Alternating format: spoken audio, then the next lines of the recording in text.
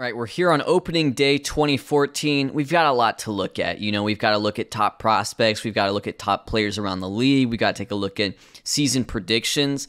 But we should also take a look at the Houston Astros because, during spring training, I realized, I still have to move the Houston Astros over to the AL West. I did that. However, it's still giving me what appears to be an NL Central schedule. So I think what's going to happen this year is the Astros are going to play like more of an NL Central schedule. They will just be playing in the AL West. So that's kind of awkward. I'm hoping that'll get fixed, and I hope that's just like my fault because I didn't move them during what the game considers to be the offseason. I moved them in the middle of spring training. So that's just a heads up. Hey, I'm not a perfect guy. I know you all think I'm a perfect guy, but actually I'm only right 99% of the time. And that's how I stay humble. All right, let's take a look at some preseason predictions. This is the mini simulation that the game runs to try to just predict, who's going to, win the divisions, who's going to be some of the top players. Boston Red Sox are projected to win the AL East, although the Rays are going to be really close behind. Remember, those Red Sox added Robinson Cano, although they also lost plenty of talent. Detroit, the mini simulation, the preseason predictions really like Detroit. They have them winning the AL Central by 14 games, so a huge margin, and you can kind of understand why. Their rotation is insane, although, Max Scherzer out, torn rotator cuff for 3 to 4 months, so that's going to hurt, but they have Josh Johnson, and they have Miguel Cabrera, too, so that helps, and, Prince Fielder's been pretty good. So I'm rooting for the Tigers personally. Mariners, defending World Series champions, can't believe I'm saying that. They are projected to win the AL West, although Oakland's looking pretty strong as well.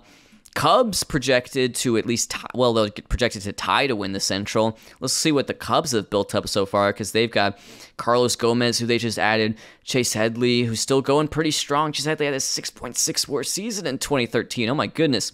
Anthony Rizzo, Matt Kemp, Starlin Castro. Baez is out 5 to 6 weeks, but he's still really good. And then, rotation.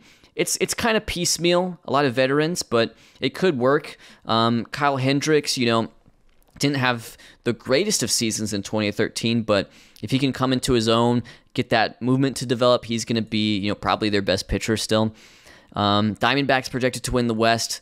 They're going all in. The Diamondbacks are all in. This is like a beast Diamondbacks team. Eaton, Gerardo Parra, Aaron Hill, David Wright hitting cleanup, Goldschmidt, Upton, Elvis Andrus, and then Chooch, Carlos Ruiz, rotation, Wade Miley. He had a really strong year last year. They add Jonathan Neese. They add Jeff Smarja, Trevor Cahill, Ian Kennedy. I mean, this is a team definitely. I'd love to see the Diamondbacks do well. I would love to see Detroit do well. And then Braves projected to win the East. Nationals as well, looking very strong. So that might be a two-team race. We'll see how that shit ends up. But Carlos Gonzalez, game really likes Cargo, likes Harper this year, likes Tulowitzki this year, likes Goldschmidt this year, likes Gerardo Parra this year. As far as National League pitchers, they likes Kershaw, Lee, Bumgarner, Lynn, Strasburg. As far as pitchers in the American League, Sale, Hernandez, Lincecum, Verlander, Sabathia, and hitters in the American League, Trout, Bryant, who is a first baseman currently, it looks like, for the Houston Astros, but Bryant has really, he had a monster rookie year, probably would have won Rookie of the Year, would have been in contention at least, if not for A, Chris Davis, and B, he didn't play the full season, he had some AAA. Prince Fielder, Robinson Cano, David Ortiz, these are some top guys, and yeah, so those are your season predictions for the year, and we'll just have to see how true they are. So, based on the star ratings, here's just a glimpse at some of your top hitters in the league. And the star ratings aren't always precise. You can have like 3-star guys put together better seasons than 4-star guys, but the 2 5-star guys right now are Mike Trout and Bryce Harper. So you've got 2 youngsters, 2 incredible players, and yeah, I would say they're the future of the league, but really they are the present of the league at this moment. Robinson Cano, Chris Davis, I want to talk about Chris Davis because what's happened here with Chris Davis is you have him developed and hitting, at a much younger age than when he started to hit, like he was such a late bloomer, but, now he's 26, he's one of the best power hitters in the league, and he can play a position. He can play left field. It's not great, but he can play a position in this simulation. He dealt with the yips so much on defense in real life, but in this one, the yips haven't gotten to him, so that ups his value. And yeah, I mean, he's coming off like a 6.8 WAR season where he hit 39 home runs, still led the league in strikeouts, but yeah, Chris Davis, it's going to be a really interesting guy to follow. Yasmani Grandal is here. He has arrived. He's got a case to be, you know, the best catcher in the game. Posey's also saying, hey, don't forget about me. I've had some monster years as well. I mean, goodness gracious, look at Posey. 8.6 WAR, MVP in 2012, follows that up with a 7 WAR 2013. And I was saying, like, he underperformed. He had a 158 OPS plus. Like, what am I talking about? He was insane. Hanley, Giancarlo, so, you know, those Miami Marlins, I never know what to think of them. Javi Baez looking really good. He has an injury, though. Chris Bryant, Miguel Cabrera, Starlin Castro, Freddie Freeman, Cargo, Aaron Hill, Matt Holliday, who's on the Cardinals, Lucroy, Yadier Molina, Rizzo, Tulo, Votto, I liked that, Zobrist, yeah, and then there's Jose Abreu, who's just been added by the Colorado Rockies. They currently have him on the AAA roster. I can't imagine he'll be there for very long. Top starting pitchers in the league at this moment, just by the star ratings. Kershaw is your 5-star. Looks like he got injured last year. Did I mention that last year? But he had some injuries last year, only pitched 130 innings. Felix, of course, has been, it's a joke how good he's been. 0.89 and 0.86 whip. It's a joke how good Felix Hernandez has been in this save. Bumgarner, Cueto, Darvish, Gio Gonzalez, Cole Hamels, Cliff Lee, David Price, Hyunjin Ryu. Didn't have the greatest of rookie years in Colorado, and I'm interested in this because his FIP was really good, but, you know, Coors, the BABIP will get you, and he might not have had good defense behind him, but it still seems like he's a pretty good pitcher, although he does have an injury to start the season, so I'm definitely rooting for Ryu. Colorado's tough. Sale's up there. Let's see, Sale had a pretty good year. Missed some starts, but he's been pretty good 2012, 2013. He's up there. He's only 25. Strasburg, of course, he had a really, really good 2013. And then Verlander, and then after that, you kind of the next tier of pitchers. You know, you got like Greinke and Josh Johnson, guys like that. We haven't done relievers much, but yeah, I mean Craig Kimbrell. You know, can't go wrong with Craig Kimbrell. Look at Craig Kimbrell. Kelvin Herrera also doing really, really, really well in this save. I mean, his first 2 seasons have been really good. Last year at 1.36 ERA, he had 3.3. He has 3.06 ERA plus. Oh my goodness, Kelvin Herrera. And then Kenley Jansen. He's a big deal too. Chapman's the guy that's been kind of lagging behind. You know, Jansen's doing great, Kimbrell's doing phenomenal, but Chapman's the guy. You know, he's had some injuries, hasn't quite put it together at the major league level yet. Although we'll see what happens this year. So that's a look at some of your top players in the league right now. But let's talk about those top 100 prospects. Your number 1 prospect in baseball is JT Realmuto. I love that. I'm a big Realmuto fan. He's there, age 23 in the Marlins system, probably going to make his big league debut this year. It'll be interesting to see how that works because they did sign Saltalamacchia to a contract this offseason, so he's going to have to beat him out. But yeah, that's JT Realmuto. He's the number 1 prospect. Aaron Nola's number 2. We saw him in the first-year player draft. He was drafted 2nd overall by the Houston Astros. That's a good get for them. He could be in that rotation soon, even though he's only 20. Eugenio Suarez. Wow, I'm interested to see that. You know, that can happen with the talent change randomness, but it's looking like Eugenio Suarez, first of all, you got to remember this guy came up with the Tigers, so he's in the Tigers system, and B, it looks like he's going to be like a monster potentially. They have him at a 5-star potential at the moment. Whether he'll reach that or not, I can't say. There's a lot of talent change randomness that can happen, and that's sort of the fun of this, but Eugenio Suarez in this universe is like a premier prospect. Brandon Woodruff, we saw him get drafted by the White Sox. Correa, on the Astros as well. Tanaka, Jeff McNeil. Ooh, interesting. He was in the first-year player draft in 2012, picked 5th overall. Looks like he had a pretty good season in the minor leagues. We'll see what happens with Jeff McNeil. He's with the Mariners. He's in the Mariners system. Gary Sanchez. Here comes Gary Sanchez. Ketel Marte, Ramon Marquez, Rafael Devers. We saw him go 1st overall in that 2013 draft to the Orioles. So this will be his pro debut. We can take a look at like the rest of the top 100 if you want to see. We're just scrolling along. I'm interested in like, you know, I don't know who John Kushno is, but in this universe, he's a pretty big deal prospect. So way to go, John Kushno. He's a pitcher for the Pirates. We'll see how he turns out. There's Lindor. There's Michael Conforto. I see Matt Chapman. I see Max Fried. I see Max Kepler. I see Josh Bell. I see Josh Hader. I see Puig. I see Domingo Germán. I see CJ Cron. I see Eloy Jimenez. But that's your top 100 prospects right now. I'm actually curious about DeGrom because he's been the top one. He was like the number one prospect. Like what's going on with DeGrom? So DeGrom currently, Mets have him positioned as a closer. He pitched 71 innings to a 3.39 ERA, but that was coming out of the bullpen. Let's see what the Mets do. Like, is he going to stay in the bullpen or is he going to, move over to the starting rotation? It's this movement, and he's almost 26, but this movement really needs to develop because he's just going to allow a lot of home runs, and that's going to introduce a lot of variance. Here's my thing with Jacob deGrom, guys. I don't need to see Jacob deGrom become the best pitcher on the planet in this simulation. I'll tell you why. If you ran like a simulation of Jacob deGrom's like playing career, like, he is not the best pitcher in the world in a lot of them. Like, this guy, like, he was not a first-round draft pick. He went to, like, Stetson, I think.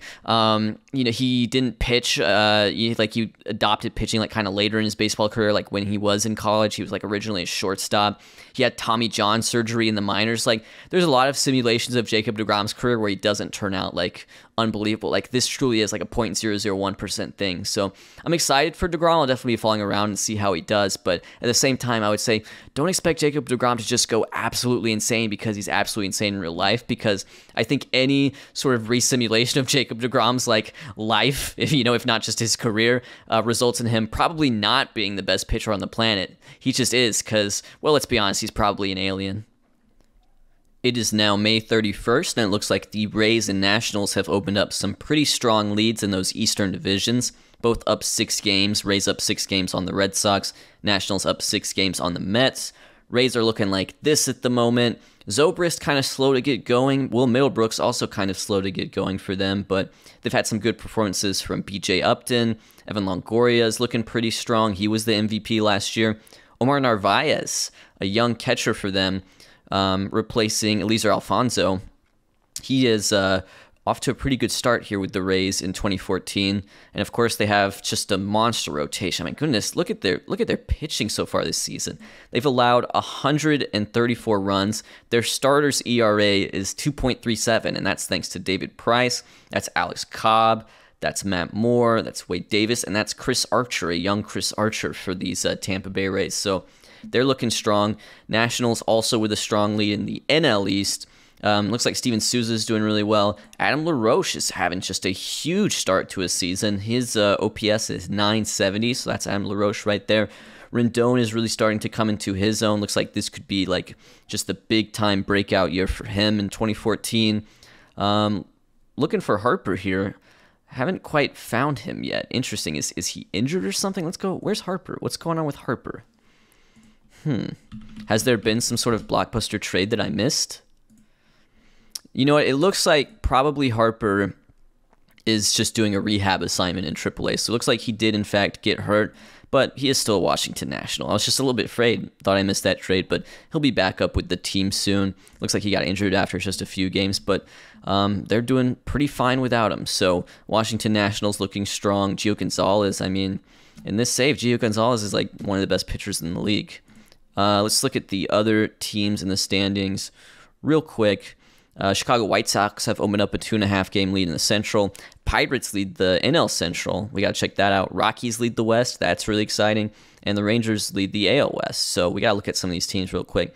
This is what the White Sox look like at the moment. Tyler Saladino is their leadoff hitter. Victor Mendoza, don't know who that is, but he's their first baseman. Paul Konerko's still there. He's the DH. Alex Rios is hitting .412. Okay, but he's only played like 4 games. All right.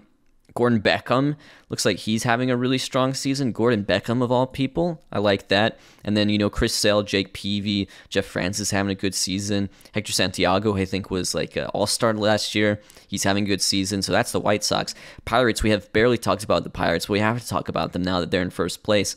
They have a young Starling Marte batting leadoff for them. Neil Walker We can take a look at Andrew McCutchen, who had a really, really good 2012, just kind of an all-right 2013, and maybe on pace for about the same in 2014. Lucas Duda is there.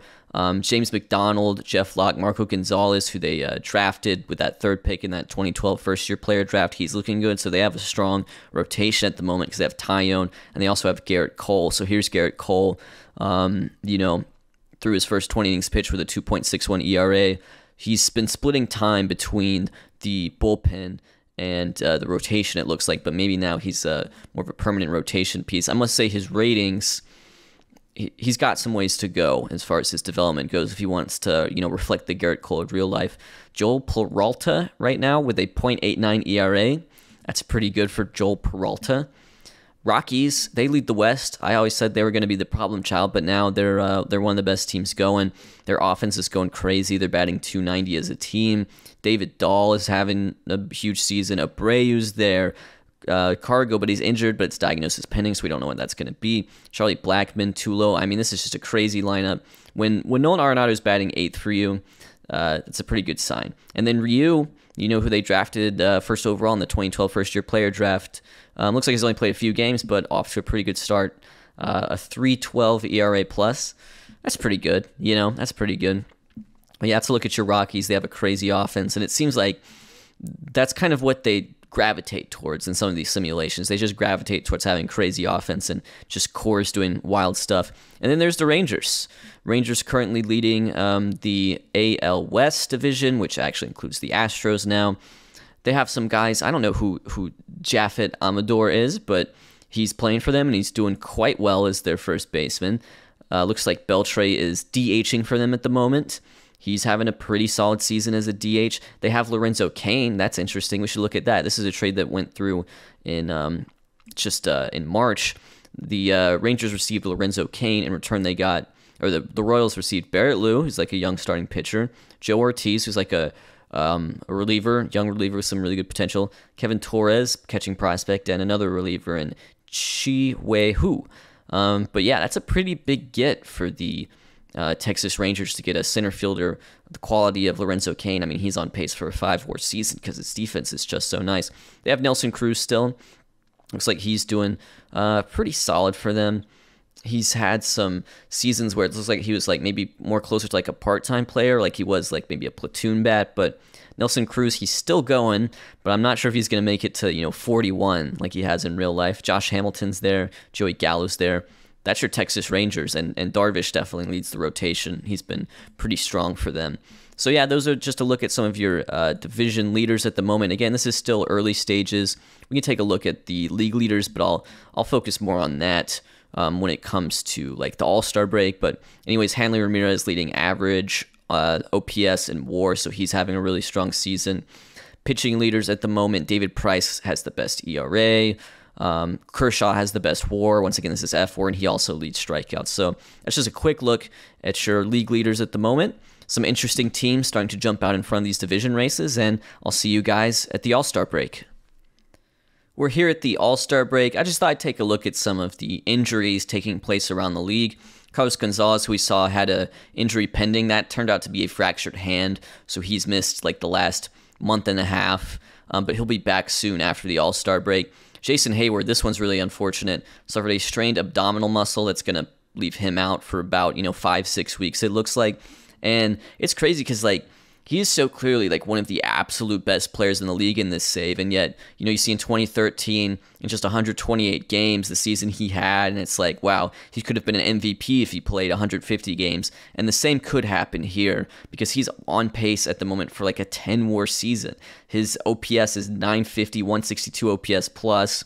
And it's just his defense is just insane. He's like a Gold Glove caliber center fielder in this save, so he's one of the absolute best players. This is a big one right here. Torn PCL for Javi Baez. That was suffered at the end of May, so really unfortunate for the Cubs there.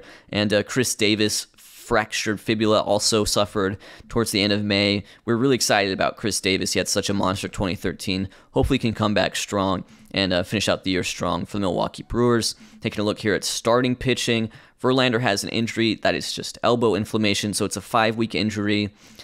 He was having, an incredible start to his season, but he's just been really good in this save. He's been the Cy Young runner-up twice. Lincecum has an injury, but it's very minor. It's very day-to-day. So that's just a look at injuries around the league. Let's take a look at the standings now that we're here at the 2014 All-Star break. Looks like the Rays and Nationals are still leading the Eastern divisions. They've opened up even bigger leads. The Twins are the new leaders in the AL Central. Let's talk about the Minnesota Twins. They signed Tim Lincecum over the offseason. Looks like he's still going pretty strong, so good for Tim Lincecum, the freaky franchise. They have Tanaka as well. They drafted Tanaka 4th overall in that 2013 first-year player draft. He's doing well for them. Ricky Nolasco, who I think had like a pretty monster year. Yeah, 2012, he was just an absolute monster. He's doing really good in 2014, so this is a pretty good rotation. Andrew Cashner also doing well. They still have Ryan Domint. They have Brian Dozier batting 9th, which is pretty cool because Brian Dozier is no slouch. Jorge Polanco, age 21, he's up for his rookie year. He's doing well. Mauer's here. He's 31. His ratings are starting to fall off a bit, which is a shame because before he suffered that injury in 2012, man, he was going absolutely nuts. So we'll see what happens with Joe Mauer long term. Miguel Sano is there. He's only 21. He's been there for a while. So they have some young players starting to come up. Here's Max Kepler. He's also 21. Aaron Hicks is 24. So that's a look at your Minnesota Twins, the current leaders in the AL Central, although they're just one game above 500. Pirates still lead the NL Central. They've been a really fun story this year. Rangers lead the West. We talked about them. Angels, I notice, are also first place in that AL wild card, so we'll talk about them in a little bit. Diamondbacks, we're definitely rooting for the Diamondbacks. They have opened up a small lead in the NL West ahead of those Colorado Rockies. Adam Eaton, Gerardo Parra, Aaron Hill, Paul Goldschmidt, David Wright, Justin Upton, Elvis Andrews, Tim Fedorowicz. And then just, yeah, that rotation. We're really all in on that rotation. Wade Miley, John Neese, Jeff Samardzija, Trevor Cahill, Marco Estrada. They've done really well. Even though this hasn't been like the craziest offensive team necessarily, they have the least runs against in the National League, and their bullpen is just crazy. They have Bauer currently as a reliever right now, but Rafael Soriano with a point, I'm trying to read this correctly. Well, it looks like they traded for him, so he was doing well with the Yankees, and he has pitched 14 1/3 innings with the Diamondbacks now, and just hasn't allowed a run yet. So crazy season for Rafael Soriano. In return, the Yankees received Delino DeShields Jr., Joe Jackson, and Kevin Madrano. So interesting trade there, but the rich get richer in terms of the Diamondbacks bullpen. So that's a look at the Diamondbacks for you. Let's also look at the Angels, who are hopefully going to get a wild card spot this year. They have Gene Segura. They have a guy named Wade Hinkle. Okay, way to go, Wade Hinkle. They have Trout. Having a decent year. It continues to be that the defensive metrics really seem to like him. And yet, his offensively, his best season still appears to be his rookie year, actually. Pujols is there.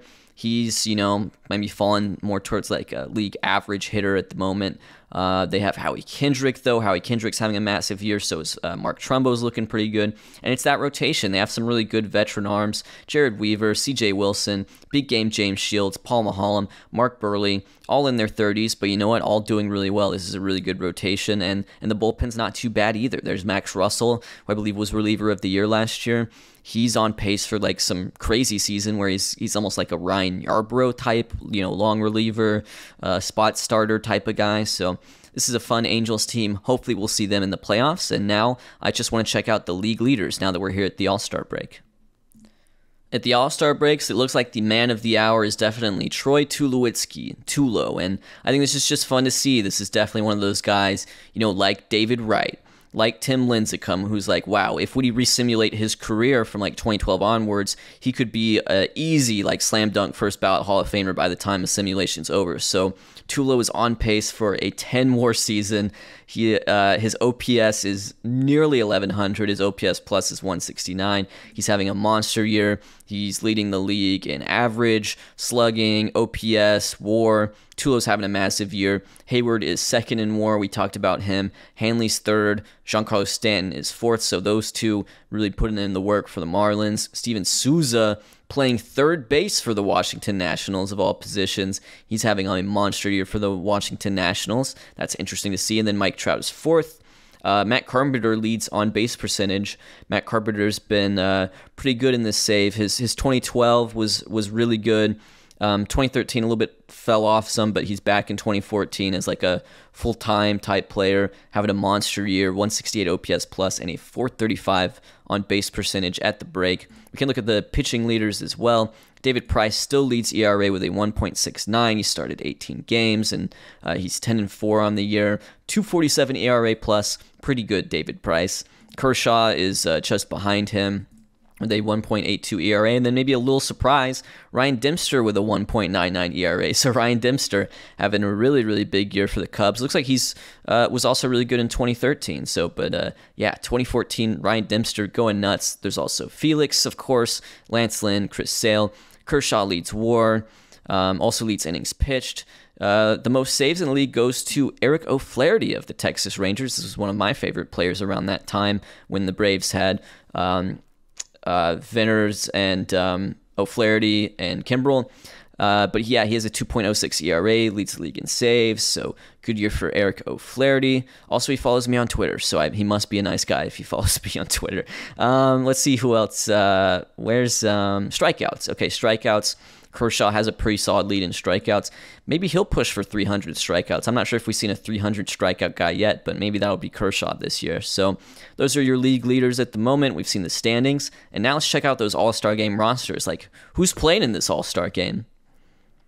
Here's a quick look at the prospects game, the futures game. These are some of the rosters. This is the American roster, which included JT Realmuto, who I believe is ranked as the #1 prospect at the moment. Also Cody Bellinger, who looks like Cody Bellinger is having a really strong start to the year in the minors, although his overall potential stats have gone down quite a bit, so we may not see the full Cody Bellinger experience here. Here's the roster for the World. There you go. That includes Rafael Devers, who was the first overall pick in the first-year player draft last year in 2013. But let's talk about these all-star rosters here, because I'm excited to see who's in the all-star game this year. Andrew Cashner's an all-star. That's fun. David Price looks like he's going to start. Jake Peavy's an all-star. Jose Quintana. I think this is Jose Quintana's first all-star game. He's actually listed as a starting pitcher, even though he's been used mostly as a reliever this year, it looks like. So there's Quintana. He's an all-star. They have this guy, Manny Correa. Don't know about Manny Correa, but he's an all-star. Joe Ortiz, that young reliever that just got traded. Right? He's the guy that was in the trade with the... he was in the trade for the Lorenzo Cain. So he's actually an all-star for the Royals. So not too shabby, Royals, I must say. Not too shabby. Kelvin Herrera is the leading vote getter. He's one of the most dominant relievers in the league at the moment. Tom Wilhelmsen, although he's injured.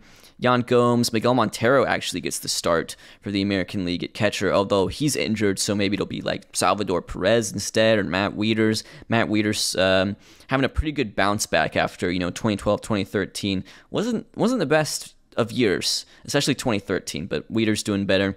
Eric Castro, don't know much about Eric Castro, but he's on pace to hit 38 home runs and be a forward player, so he's an all-star for those. He's the representative for the Houston Astros.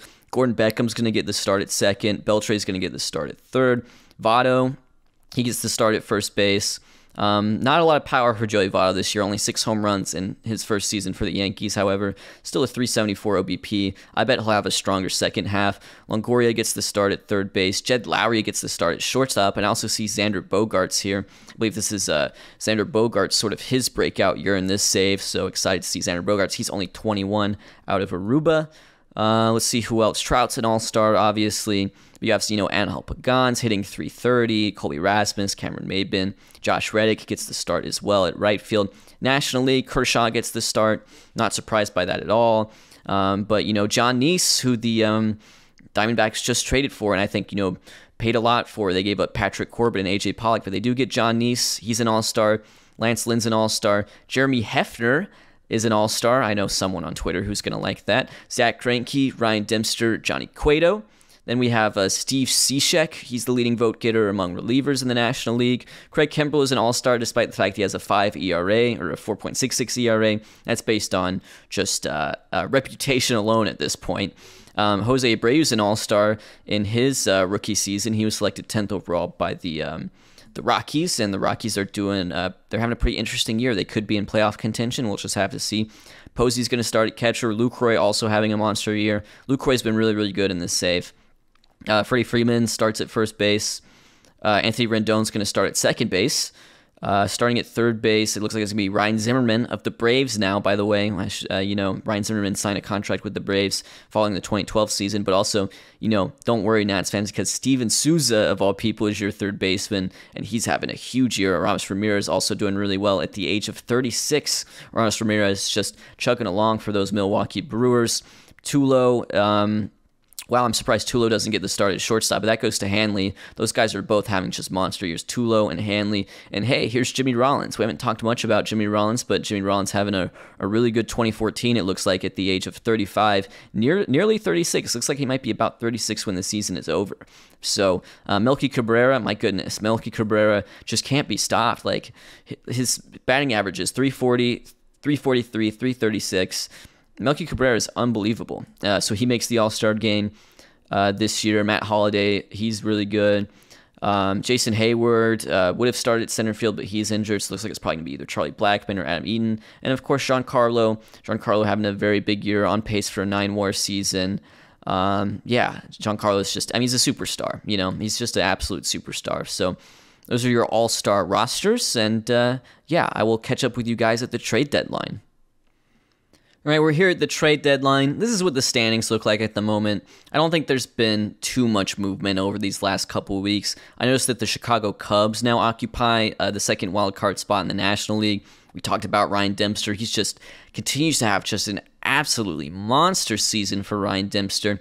But they have a really fun lineup too. Carlos Gomez, who they added in the offseason, he's on pace for a 4-WAR season thanks to some really nice defense. Chase Headley has just been a really strong player throughout the save, and he's still pretty good now as their third baseman. Rizzo is there. Rizzo's having a really good year. Matt Kemp is there. They signed him a couple off seasons ago. He's having a solid year. Just a really solid team. Starlin Castro, and they're doing this with Javier Baez out. So hopefully the Cubs will be able to hold on and make the playoffs here in 2014. But now that we're at the trade deadline, actually we're really past the trade deadline, let's check in and see if there were any interesting transactions over the last month or so. All right, a few interesting trades here. One absolutely massive one that I'm excited to get to, but we'll start here with this trade that sends Robbie Ray from the National system to the Tiger system. This is not going to have a huge implications in terms of like winning and losing within the simulation.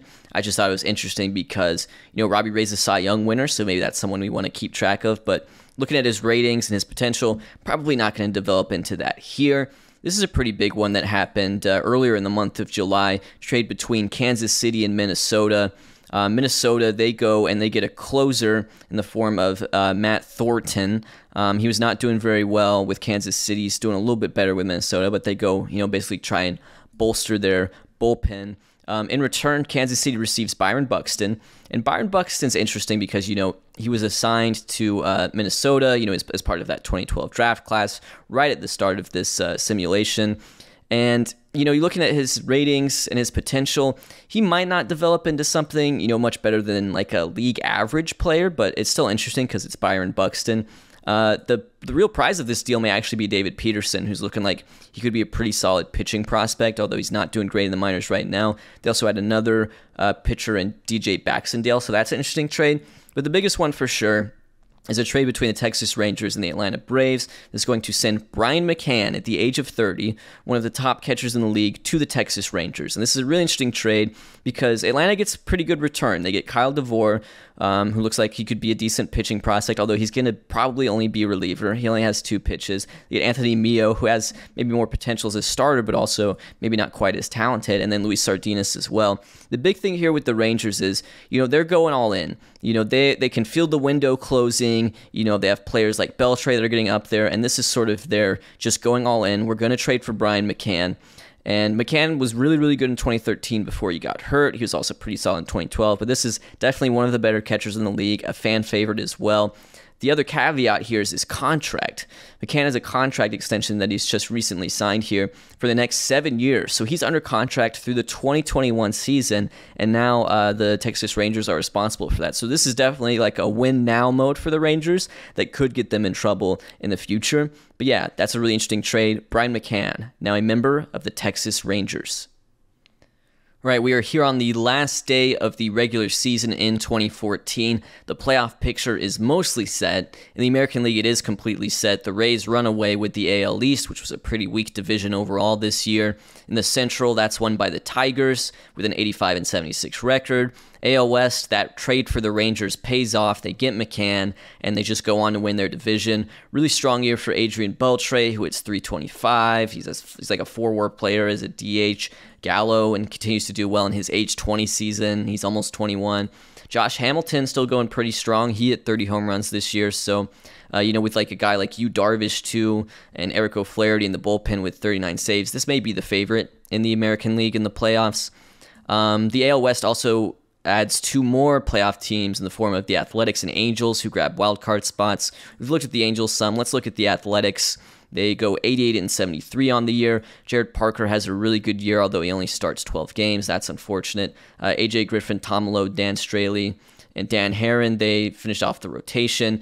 Brian Morris, look at Brian Morris with a .69 ERA in 52 innings. That's definitely very helpful. This was just a fairly well-balanced team. Good offense and really good bullpen. Cespedes, he had 22 homers. Josh Reddick was, I believe, an All-Star Game starter. Josh Donaldson continues just to basically have the same season every year. I respect his consistency. Yeah, just a lot of like 20 homer guys here in the middle. They have Addison Russell, who had a pretty strong year, although he only played about half the year. So just a solid team overall. Oakland Athletics. Here in the National League East, Nationals ran away with that one. Cubs win the Central. Diamondbacks win the West. I think Diamondbacks might be the favorite overall. I'm really rooting for this Diamondbacks team and this Rangers team. Would love to see them square off in the World Series. The only thing that's not set is this last NL wildcard spot. So the Rockies won 93 games. They get that first wildcard spot, but the Reds and Dodgers are 1 game apart with 1 game to go. So if the Reds lose and the Dodgers win today, then there would be a game 163. So let's see what happens. And it looks like the Reds win and also the Dodgers lose. So the Reds, they grab that second wild card spot. They have Didi Gregorius. He's doing pretty well for them. Ryan Ludwig, he hits 31 homers and puts up a 6-WAR season. Wow. Ryan Ludwig. Way to go, man. They also have Todd Frazier. They have a young 21-year-old Jesse Winker, who's starting to emerge as an above-average hitter in the league. They also have Matt Latos, Johnny Cueto, Mike Leake.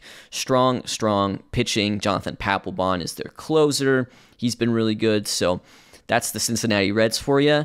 And, with that playoff picture set, it is now time to find out who will win the World Series in 2014.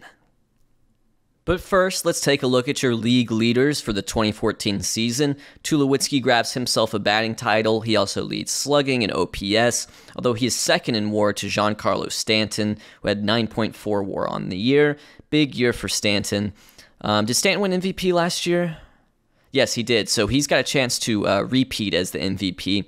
Interestingly enough, Carlos Quentin and Stanton led MLB with only 36 home runs. So if you recall, 2014 was actually a really low offensive environment just for the league in general. I'm not sure if that's being quite reflected in the game here, but it'll be interesting to see, does the offense bounce back 2015, 2016, 2017 as the juiced ball gets introduced? I'm not quite sure how, Alex and I have set up the league, but hopefully that'll happen. Matt Holliday leads on base percentage with a .412. He had a really strong season. He's just been a really strong player in this save, even though we haven't talked about him too much. He's just putting up some really solid offensive numbers, good batting averages, and 347, 412, 541, 6.5 WAR for Matt Holliday. He's 34 years old, still going very strong. Mookie Betts leads doubles. I haven't talked about Betts too much, but Mookie Betts, who is now a shortstop for the Boston Red Sox, interestingly enough. I know he's been playing some second. Maybe Bogarts is hurt, and that's why he was playing some shortstop, but Mookie Betts. The thing with Mookie Betts is that he is Mookie Betts, but it's like his defense isn't quite like he's not like the dominant corner outfielder that he has been in real life. He's, middle infielder, and the power just hasn't developed for him. He's still only 22, but, he's at 4 and 5 home runs in 2013 and 2014 respectively, but that hasn't stopped him from being a good player. He's still like a 3-4 WAR guy, and he's young, so he could still, turn into one of the best players in the league. Stanton leads OPS plus. Well, he's tied with Holliday. So those are your batting leaders. Pitching leaders, best ERA is going to be David Price.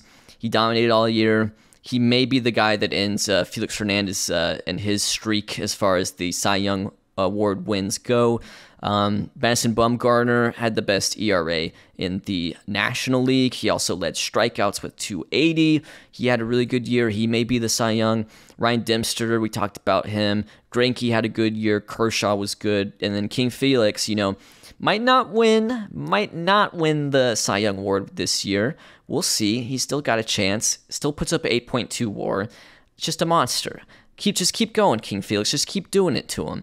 Bumgarner and Kershaw actually tied for strikeouts with 280 apiece. We were hoping to see someone get 300. Didn't happen. Chris Sale, Steven Strasburg, King Felix, and Yu Darvish. They rounded out. And your saves leader is James Russell. James Russell of the Chicago Cubs.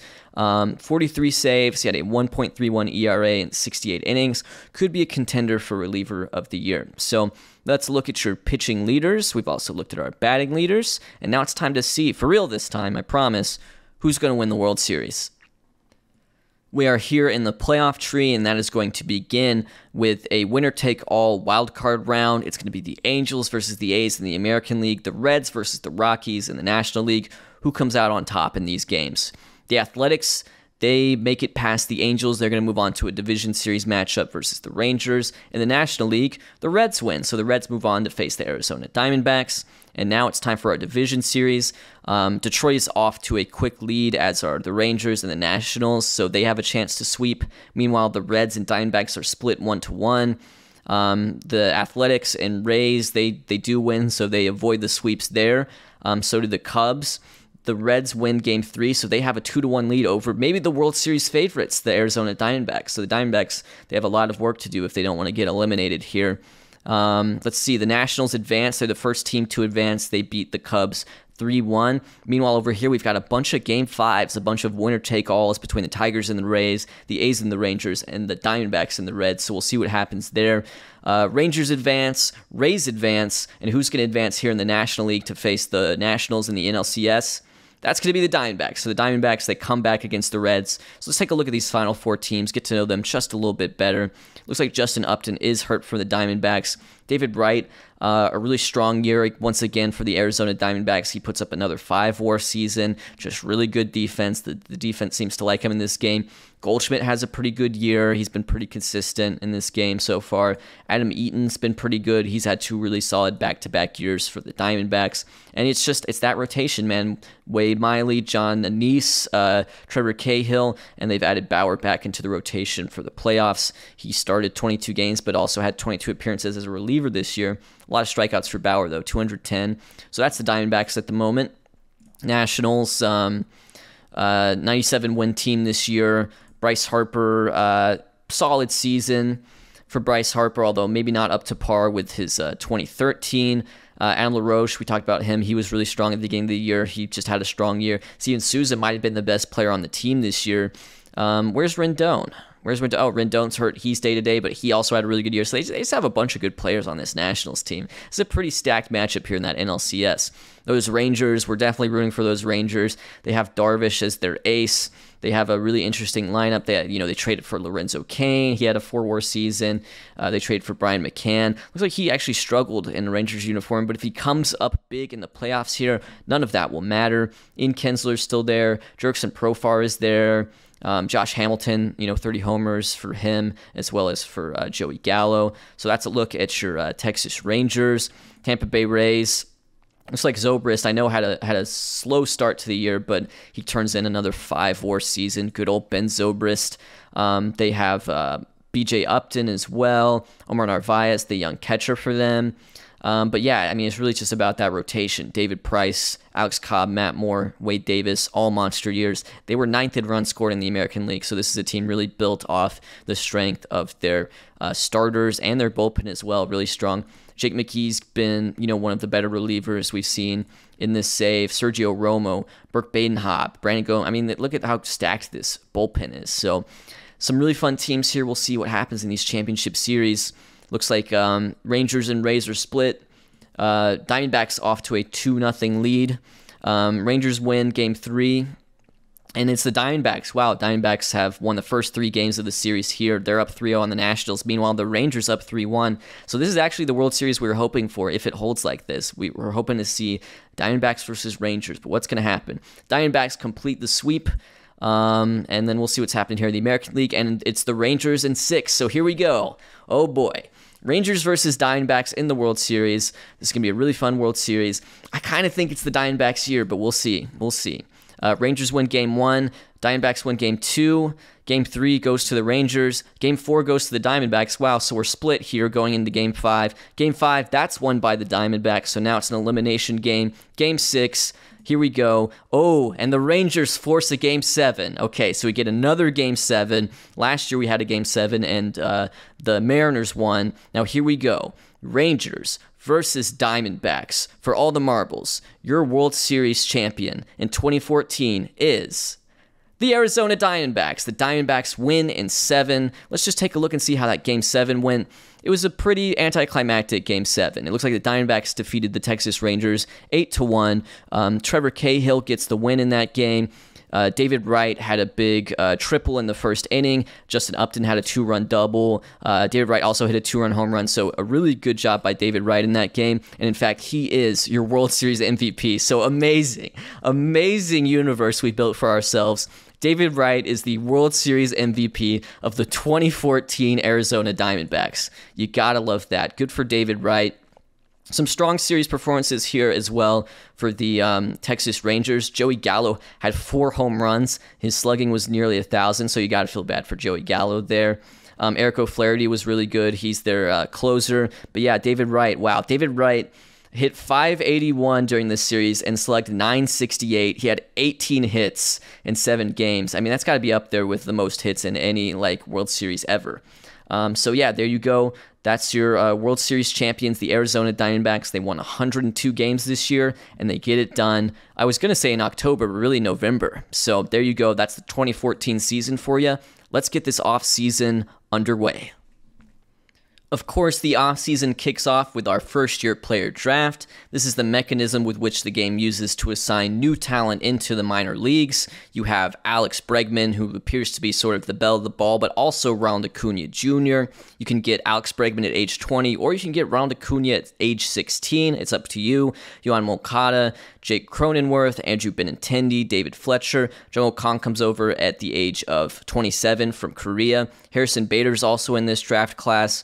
You also see some names like I see Kyle Tucker, I see Trent Clark, better known as Trent Grisham these days. But their star ratings, their potential ratings, not the highest. So definitely, Bregman, Acuna, worth paying attention to among the hitters in this class. I want to look at the starting pitchers as well. Jack Flaherty returns. He was in the draft last year but did not sign. He's going to be the biggest pitcher in this class, it looks like. Tyler Alexander, JT Brubaker, Junior Guerra.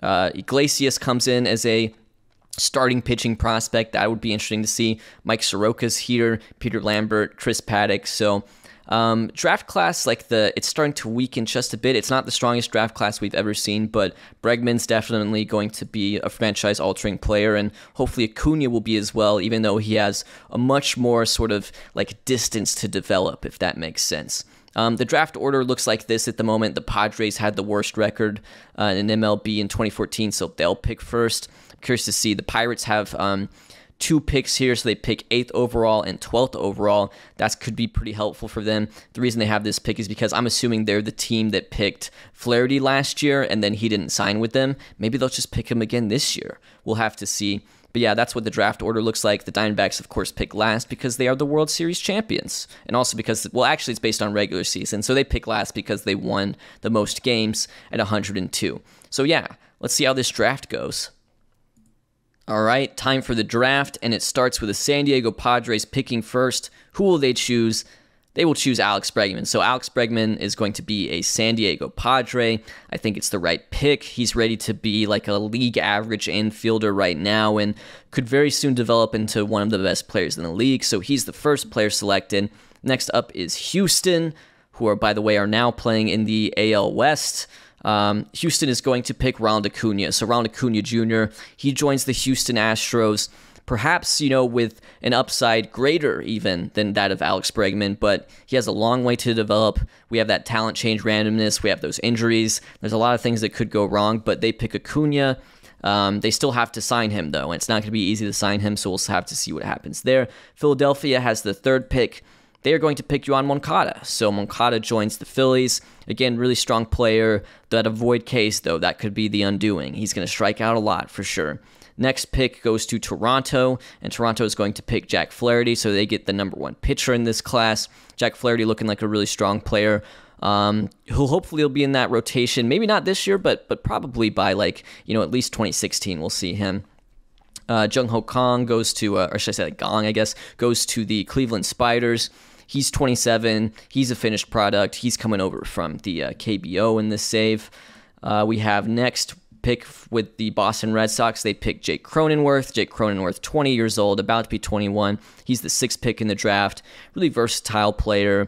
The Boston Red Sox get Jake Cronenworth. Next pick, Benintendi, interestingly enough, goes to the Royals. So Benintendi could have been picked by the Red Sox, which is the team that drafted him originally. Now he's on the Royals, which is the team he most recently played for in real life. So Benintendi joins the Royals. Pittsburgh is going to pick Junior Guerra, a pitcher for them. And then next pick will be Mike Soroka. Ooh, Mike Soroka joining the Mets. Wow, okay. Braves pitcher joins a division rival in this save. And finally, let's do the 10th pick, Baltimore. They select Scott Kingery. Scott Kingery joins the Baltimore Orioles. Really good gap power potential on Scott Kingery. So yeah, let's finish up this draft and just see where everyone else went. Here's the rest of the first round. The White Sox picked Paul DeJong. The Pirates with their 2nd pick, they picked Iglesias. Mariners got JT Brubaker. Yankees got Kyle Tucker. Twins got Tyler Alexander. Braves Ian Happ. Marlins got David Fletcher. You can see sort of the rest of the picks there. Here's the 2nd round. The White Sox pick Austin Riley, 17 years old. The Angels get Brendan Rodgers. I'm just looking at interesting names here at the moment. The Rays get Trent Clark, now better known as Trent Grisham. We have, 3rd round here. The Twins pick LJ Newsome. The Giants pick Rusney Castillo. The Cardinals pick Brian Hayes. Okay, interesting. Moving on here to the 4th round. The Orioles pick Hoy Park. The Brewers pick Miles Straw. The Reds pick Dylan Moore. And then 5th round, Padres pick Jesus Sanchez. The Yankees pick Luis Rengifo. The Reds pick Josh Naylor. Yeah, those are just some kind of interesting names that stood out to me. So there's your first-year player draft for 2014. Of course, headlined by Bregman going to the Padres and Acuna going to the Astros. It'll be interesting to see how those players impact their teams long-term. Now it's time for rewards. I haven't really done batting titles, I don't think, but I'll just talk about them real quick. Howie Kendrick won a batting title in the American League. He hit .333. Tulowitzki won in the National League. He hit .353. So let's move on here to the American League Gold Glove winners. Josh Beckett, I feel like, has won quite a few of these. He won, 2012, 2013, 2014 as the American League pitcher. Matt Wieters is here as well. He's won. This is his 4th in a row. Will Myers wins at first base. That's his first career Gold Glove as a first baseman, interestingly enough. Gordon Beckham just had a pretty solid year. He was a 4-WAR player this year, league average hitter. Also an all-star. Brett Lawrie wins at 3rd base. This is the 2nd year in a row he's won that. Austin Jackson wins in left field. 2nd year in a row he's won that. Denard Span won for the Cleveland Spiders. They traded for him this past offseason, and he wins a Gold Glove for them in center field, and Jay Bruce wins in right field for the Mariners. Moving on here to the National League, Clayton Richard wins. That's his 2nd in a row as a pitcher. Yadier Molina wins the Gold Glove award again. He won in 2013, 2012, you get the point. Yadier Molina, he's good at defense. Another 5-WAR season. Really good offensive season for him as well. He hit .316. So Yadier Molina, very good at baseball, confirmed. Neil Walker wins at first base. He won last year, I think. Infante won at 2nd base. He won last year, I think. Nolan Arenado, I think these are a lot of repeats here. Brendan Ryan, he wins another Gold Glove award. That's his 3rd in a row. Now as a member of the Pittsburgh Pirates. Justin Upton wins a Gold Glove. That's his 2nd in a row. John Jay wins a Gold Glove. Wow, I mean, it's literally just like you could have just sent me the same email. Although we do have a new Gold Glove winner, and that's going to be Giancarlo Stanton in right field for the Miami Marlins. Moving on here, the reliever of the year in the American League is Brian Morris with a .69 ERA and 52 innings pitched. We talked about him. Really dominant season for the Oakland Athletics. Kelvin Herrera continues to impress in this save. ERA under 2 once again. Very strong player. And then Eric O'Flaherty also gets a first place vote. He leads saves with 39. NL reliever of the year, James Russell, unanimous. Yeah, I mean, he was pretty great season. 68 innings pitched, 43 saves, 1.31 ERA, and can't go wrong with that. Steve Cishek and Tyler Clippard also picking up some second place, third place votes there. Your Platinum Stick winners, which is really just your Silver Slugger winners. Miguel Montero wins at catcher. Miguel Cabrera wins at first base. Cabrera, you look at his 2012, he was so good. He's starting to fall off just a little bit, maybe starting to age just a little bit. He's signed through 2015. Chris Taylor wins the Silver Slugger for second base. He's become a really strong base stealer in this save. He stole 45 bases as well this year. Moustakas wins at third base for the Royals, although I see, interestingly enough, now a Los Angeles Angels. So that's a really big trade to trade, a young player like Moustakas, who's, one of the better third basemen in the league. I'm curious to see what that trade is looking like. It just went through today, it looks like. Kansas City, in return, received Jonathan Walsh, who looks like a pretty serious outfield prospect. So I like that. Trevor Hildenberger comes through. I love Trev. Hopefully he'll become just like a monster reliever in this save. That would be fun to see. Mike Clevenger also in this trade, and Andy Otero. So this is a huge blockbuster. This is definitely the biggest trade we've seen as far as like a young player getting traded for like big time prospects. So that's a fun trade to see, but that's Mike Moustakas. Mike Trout also wins a Silver Slugger here in center field. He only played 126 games, but interestingly enough, Mike Trout, I noticed, was the only player in the American League with an OPS over 900 this year. So, and his OPS plus was 154. He had 7 WAR. He could still be like an MVP candidate, despite the fact he only played 126 games. I want to look at his injury history here. It looks like he had a hamstring strain that he suffered at the end of August, so he really missed all of September. But yeah, that's Mike Trout for you, and it's just, 2014 was kind of like a weird year of the pitcher in MLB in real life, so that's definitely being reflected here. Josh Reddick wins in right field. Beltre wins designated hitter. That's awesome to see. Here you are for the National League. Silver Slugger winners. Bumgarner wins for pitchers. Lucroy just continues he's just been absolutely nails in this save. Goodness gracious. He's just a machine. Freddie Freeman wins for the first base. Aramis Ramirez. Man, Aramis Ramirez, look at this guy. Like 8.4 WAR. 8.4 WAR. This is his age 36 season. Unbelievable turn of events here for Ramirez, who continues to do well for the Brewers. Rendon wins at second base. That's the first of his career. He's blooming into he's one of the best, young players. Tulowitzki wins at shortstop. He's an MVP candidate for sure. Matt Holliday wins left field. Jason Hayward wins center field. Again, if Jason Hayward just could play 150 games, he would win an MVP award for sure. And Giancarlo wins at right field. 9.4 WAR season for Giancarlo. That led all of MLB. Bogarts is your National League Rookie of the Year. He was playing mostly shortstop for the Red Sox, played full season, league average hitter, 4 WAR player. He's your American League Rookie of the Year. But Eric Castro, interestingly enough, he receives more first place votes. He hit 30 homers this year, although honestly, if I were voting, I would have voted for Bogarts. Polanco, Narvaez, and Tanaka also receive votes. Tanaka had a really strong year. Good for Tanaka. Rookie of the Year in the National League is going to be Jose Abreu. Not too surprised by that. He had a 5 WAR season over in Colorado. Kyle Schwarber also received some first place votes, so he's come up with the Marlins here at the age of 21. Hits 27 home runs, 135 OPS plus. Good season for Schwarber. Chris Owings, Joey Turdoslavich. I was a big fan of Wow, look at Turdoslavic's batting ratings. He could be really good actually, but not a great season for him. But he does receive a couple of votes. Silfredo Garcia, okay, pitcher for the St. Louis Cardinals. Cesar Hernandez, Cesar. Yeah, there you go. And then AL Best Manager, that's going to be Joe Madden of the Tampa Bay Rays. Kirk Gibson wins for the Diamondbacks. They, of course, won the World Series as well. Cy Young winner in the American League is David Price. Unanimous 30 out of 30 first place votes. He led wins. He led ERA. He led innings pitched. He led WAR. Makes sense. So that ends Felix's streak. He finishes third, but Felix, again, massive year for him. Yu Darvish gets the runner-up. He struck out 231 batters. He went 14-5 with a 2.85 ERA. Jared Weaver gets some down-ballot votes. He had a really good season, 2.76 ERA. Chris Sale, by the way, I just saw it as a headline. It was scrolling by. He leads strikeouts, but also he threw a no-hitter this year. So congrats to Chris Sale, who finishes fourth in the voting, or fifth in the voting. Josh Johnson, Matt Moore, Jared Parker, Justin Verlander. Poor Justin Verlander got hurt. He was having a really good season. Probably would have been up here, maybe competing with Price even if he had stayed healthy. Bumgarner is your National League Cy Young Award winner. He gets 24 out of 30 possible first place votes. He leads ERA. He leads strikeouts with 280. Actually, he's tied with Clayton Kershaw, who received five first place votes of his own. Kershaw struck out 280 hitters. He also had 9.2 F4 on the year, so he led F4. Ryan Dempster gets a first place vote with a 2.37 ERA. Huge season for him.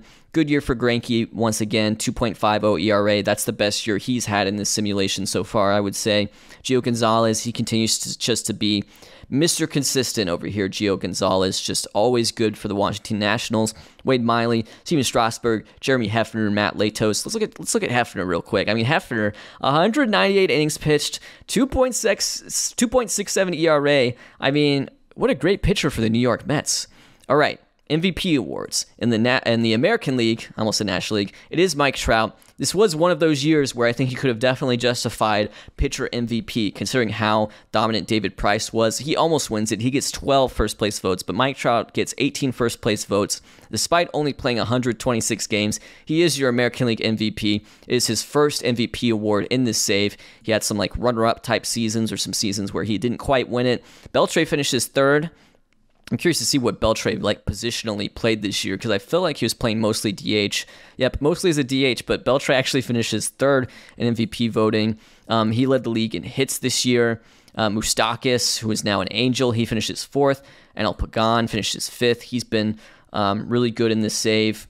So yeah, that's your American League MVPs. Other down ballot guys: Donaldson, Sano, Gallo, King Felix, Howie Kendrick, who won that batting crown, Eric Hosmer with the Royals, Darvish, Longoria, who won the award in 2013, Zobrist, Hamilton, Colby Rasmus, Miguel Cabrera, Josh Reddick.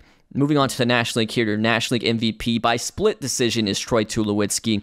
Tulowitzki and Stanton both received 15 first place votes each. Looks like just towards the very end of the season, Tulowitzki suffered a broken hand, but it couldn't stop him. He led OPS. He was playing really dominant shortstop. He had 8.7 WAR, but can't sleep on Stanton either. He led home runs. He had 9.4 WAR. He was a Gold Glove winner in right field. So really good matchup between those two, but Tulowitzki just comes out on top. Steven Souza finishes third. I mean, what a crazy year for Steven Souza. Goodness gracious, as a third baseman, he's going crazy. Matt Holliday, Hanley Ramirez, Ryan Ludwig, we talked about him, Anthony Rendon, Jason Hayward, Ryan Dempster, Bumgarner, Freeman, LaRoche. Yeah, LaRoche just had a really solid year for those Washington Nationals. Rizzo, Trevor Story. Okay, this is the first we've gotten to really talk about Trevor Story. Trevor Story had a really good rookie year, it looks like in 2013, but he comes back and he just does way better in 2014. His first true full season, plays 160 games, 26 homers, 22 steals, 6 WAR player. Way to go, Trevor Story. And interestingly enough, it looks like he's playing second base at the moment. Jose Abreu, Clayton Kershaw, Matt Kemp with the Cubs, Wade Miley, Corey Seager, Jonathan Lucroy. We can talk about Seager real quick too, because Seager's just been taking the league by storm. I mean, this was his age 20 season. Goodness gracious, and he's a 5-WAR player for those Dodgers, and he still has room to grow. So Corey Seager could turn into an absolute monster in this. But yeah, those are your awards, your MVPs, Tulowitzki and Trout, your Cy Young winners, Bumgarner and Price. So let's move on to free agency. Free agency is here, and it's headlined by a couple big names. One of those is Hanley Ramirez, who has turned in some massive seasons with the Marlins in 2013 and 2014. He becomes a free agent. He's capable of playing pretty much anywhere in the infield, although I think second base may be where he's best suited. And of course, the other huge free agent is David Price, coming off a Cy Young Award win as well as a wonderful 2013 season. He's definitely the number one pitcher in this class, and he and Hanley are just the clear top two. Adrian Beltre also hits free agency. He mostly played DH last year. He'll be 36 next year, but had a good season, 131 OPS plus, 4.1 WAR. So Beltre hits free agency. He could be leaving Texas. Also hitting free agency is Elvis Andrus. Elvis Andrus played his last season with the Arizona Diamondbacks. Now he's a free agent. He's had some pretty good seasons. Like last year, he had a 387 on base percentage. That's pretty great for a slick defensive shortstop. So Andrus hits free agency. Ryan Braun's a pretty big one. He's had a couple solid seasons in LA ever since he left the Milwaukee Brewers. It looks like he exercised an opt-out, so he's back on free agency at the age of 31 currently. Next would be Matt Wieters, who has really turned in some impressive defensive performances as a catcher. He's won 4 straight Gold Gloves in the American League. So even though he hasn't always hit, he's done well. But last year in 2014, he does come through as about a league average hitter. So when you combine that with his great catcher defense, he has a lot of value, and he's pretty young too. Cameron Maybin's a free agent. He's been playing with the Mets and Baltimore most recently. But yeah, he's a free agent. And maybe one more we can talk about, Justin Masterson. We've got ourselves one more pitcher of note. He's demanding about $12 million. It looks like maybe he'll sign a lengthy deal at $12 million. He's had some good seasons for Cleveland, and Justin Masterson hitting free agency. Overall, I would say the class is a bit weaker than some that we've seen in this simulation, but you still have some of that top-tier talent in the form of Hanley Ramirez and David Price.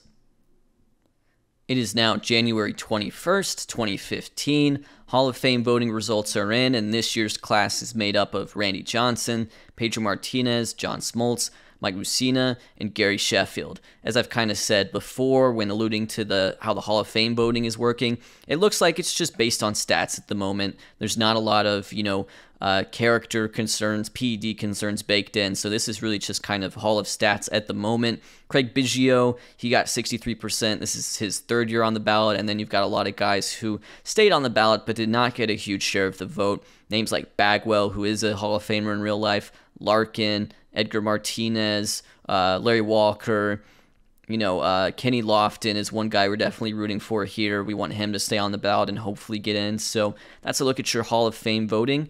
5 new players added to the class, including 4 starting pitchers. At the moment, not a lot of trades this offseason that have been interesting. We already kind of covered this one, but this was the big trade that sort of kicked off the offseason in late November. Trevor Hildenberger, Mike Clevenger, and Jonathan Walsh, as well as Andy Otero going to the Kansas City Royals in exchange for Mike Moustakas, who just had a big year. I think he finished about maybe 5th in MVP voting, hit 31 home runs, but we talked about that already. These other trades that have come in so far this winter, not that interesting, so I think we can just sort of move on here and take a look at where the top free agents have signed. Hanley Ramirez is going to go to the Philadelphia Phillies. He signs how long is this contract? 7-year deal worth $162 million. They currently have him slated to play third base. They have Josh Rutledge at second base, and their shortstop currently is Eric Ibar. So the Phillies, 65 and 97 last year. They do add Hanley Ramirez. That's a big splash signing for them.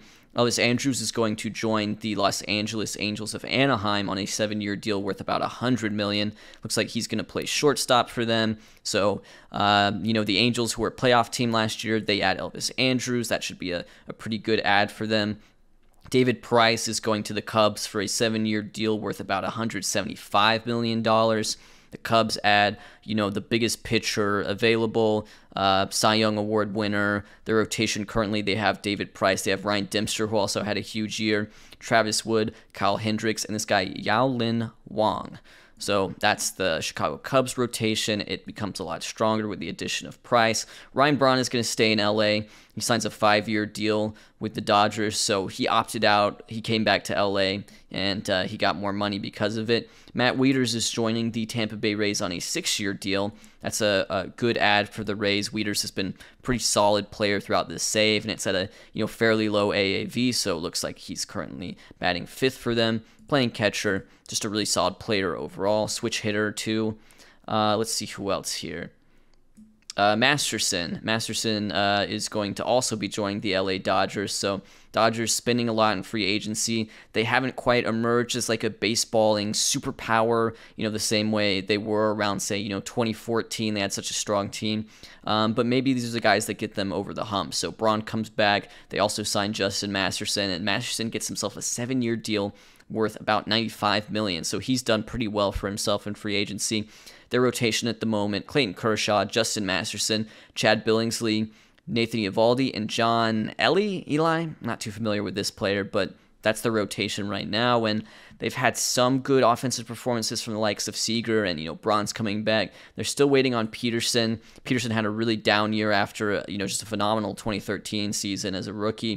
2014, wish I could say the same, but no, it was a pretty terrible year. So hopefully that lineup gets more consistent, that rotation gels, and they'll be one of the better teams in the National League next year. But yep, those are your top free agents that have signed so far. Top free agents still available: Jed Lowry, J.J. Hardy, Sergio Romo, and Denard Span. I might have spoken too soon about the trades because we're here at the dawn of spring training, and there's actually 3 really interesting trades that have gone down in about the last month or so. The first one is Chicago has traded Jake Peavy to the Milwaukee Brewers. Peavy was an American League All-Star in 2014, had a really nice season. He's now a Milwaukee Brewer. They also send Micah Johnson, a minor league infielder, in that trade. In return, the White Sox received David Cooper, who's a major league first baseman, looks to be a pretty solid player, only 28 years old, and last year in 319 plate appearances, had a 748 OPS and a 106 OPS plus. Maybe he'll be like a full-time starter for them. And then Argenis Rodriguez, pitching prospect, only 18, with some real potential, but that's a trade right there. The Brewers go out and they get Jake Peavy. That's going to help bolster their rotation. This one's pretty interesting. The Braves trade Tommy Hanson, who last year had a 3.99 ERA. He's going to Oakland in return for a 20-year-old Matt Olson. So Matt Olson on the Braves, that's actually, been kind of a rumor in this real-life offseason that, if the Braves don't re-sign Freddie Freeman, maybe they pursue Matt Olson. And they also get Ozzie Albies. So Ozzie Albies was selected by Oakland in that first-year player draft, but now he comes back to the team where he really belongs, which is the Atlanta Braves. So the Braves get Albies, they get Olson. However, with the potential, with the development, with the star ratings, Olson might be like an average player, it looks like, and Albies might be more of like a utility player. It's yet to be seen if they'll turn out as successful as their real-life MLB counterparts. So that's a trade right there. Final trade right here, kind of a similar situation with Cody Bellinger. Cody Bellinger was drafted by the Baltimore Orioles in that first-year player draft a couple years ago. He is now on his way to join the St. Louis Cardinals. So he'll be a minor leaguer for the St. Louis Cardinals. Still only 19 years old. Still with some potential, but maybe not, maybe not certain that he'll be like the true, superstar who just bursts onto the scene like he did in real life. But that's Cody Bellinger now joining the St. Louis Cardinals. Also joining the Cardinals is reliever Chris Tillman, who looks like he, has bounced between the bullpen and the starting rotation.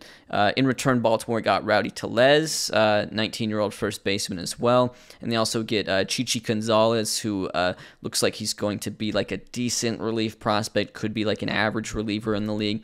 But yeah, those are 3 pretty important trades. The Cardinals get Cody Bellinger, the Braves get Olson and Albies, and the Brewers get Jake Peavy. So 3 trades going down just as we get into the preseason right here, and now it's time for spring training. Ahead of opening day, I'm just going to take a look at some of the injury news around the league, and very unfortunate for the Dodgers because they have kind of a double whammy here. First of all, Clayton Kershaw, and I have the storylines turned on in this game.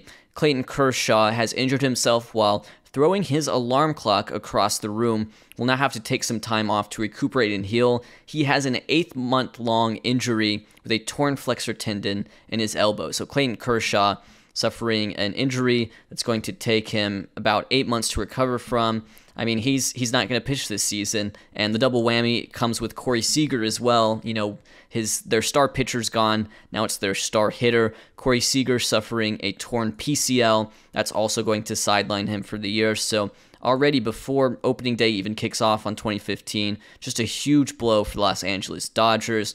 A couple more interesting ones. John Gray has a 4-month injury with the Los Angeles Angels. Dustin Pedroia, I'm not sure if we were keeping much track of Pedroia, but Pedroia joined the Milwaukee Brewers.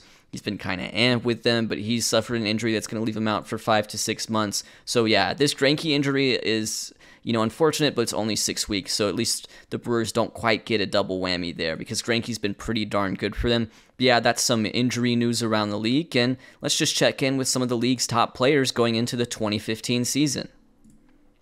So here's kind of a who's who around the league. Who are the top players right now? Looking at 4-star better hitters, it starts with Troy Tulowitzki, who is, of course, your reigning MVP in the National League. That's really cool. So it starts with Tulowitzki, but lucky for the Rockies, it also has Trevor Story, who is now a 4-star player, possibly on his way to being a 5-star player. Trevor Story is emerging as one of the top young players in the league. Kyle Schwarber is one, although, I've talked about this a little bit before. Kyle Schwarber comes in with some really nice catcher ratings. It's just not realistic for me, so we're going to knock him down a little bit, and he'll have to play left field. The only edits I've been doing are players like this, like Schwarber, like Josh Donaldson, like Ji-Man Choi, like Pablo Sandoval, who have some catching experience. The game is kind of overrating that, and I just want to make sure, catchers like Lucroy or Molina or Grandal, make sure they get the respect, because otherwise it's going to really water down the catcher position, because you're going to have all these great offensive catchers that, let's be honest, aren't really catchers. So we're going to edit Schwarber. But yeah, Miguel Sano, he's been in the league for quite a bit, but now he's really developed. He's a guy that could easily lead the league in home runs. Had a 6-WAR season last year playing third base for the Minnesota Twins. Anthony Rizzo, Anthony Rendon, these guys 24 and 25, they're young. Moustakas now on the Los Angeles Angels. Molina, he's 32, but he's still one of the top players. Crazy good defender. Lucroy has an injury. It's a hamstring strain for 7 weeks, so all these kind of nagging injuries for the Brewers coming into this season. Matt Kemp on the Cubs, Joey Gallo, age 21, on the Rangers, Freddie Freeman, Josh Donaldson. Chris Davis, we're hoping for a bounce back from this year. He had such a good season in 2013. 2014, he was hurt, and just the numbers weren't as good, so we'll have to see what happens with Chris Davis. Robinson Cano, he's on the Red Sox now. His first season with the Red Sox, not good. Wow, really not good, and he's still under contract for them for a few more years at a pretty high AAV, so he'll be interesting to watch. Miguel Cabrera, he's kind of on a downward trend, but he's still good. Mookie Betts, second baseman currently for the Boston Red Sox. We're talked about that power a lot. If that power develops, then yeah, he's going to be like the Mookie Betts we know and love. But so far, 4 home runs, 5 home runs in his first couple of seasons. He's only 22. That power could still come along. Javier Baez, pretty much injured, missed all of last year, but good ratings all around. Great defender. Can play second base, can play shortstop, high level. Joey Votto, power, not so much last year, only hit 15 home runs, but still 385 on base percentage. He's led his respective league in on base percentage, the last 5 years. So pretty good from Joey Votto, who's on the New York Yankees, by the way. Giancarlo Stanton, he's just been a monster these last 2 seasons, led the NL in WAR in 2013 and 2014. So that's Stanton. Ramirez, we talked about him. He joins the Phillies. Buster Posey, he's just been pretty monstrous these last few years. He won MVP in 2012, just as he did in real life. That was the first year of this simulation. Brett Lawrie, a little bit surprised by this, but Brett Lawrie is a freaking stud in this. Goodness gracious, look at these ratings. He's put together some pretty good numbers, but I think the talent change randomness, the development has hit him just right. And wow, he may put down, he could be an MVP candidate for all we know. These are just crazy good ratings. He's kind of looking like a Manny Machado or something like that, and he looks like he could even play shortstop too if you needed him to. Wow, Brett Lawrie, beast at age 25. Matt Holliday, he just keeps on, keeps on trucking. This is his age 35 season. He was great last year for the Cardinals, led the National League in on-base percentage with 412. Jason Hayward, this guy, he's got to win an MVP award at some point. That's where we're at with him. 2013, 2014, just insane years, but the injuries seems like preventing him from becoming that top-tier MVP candidate.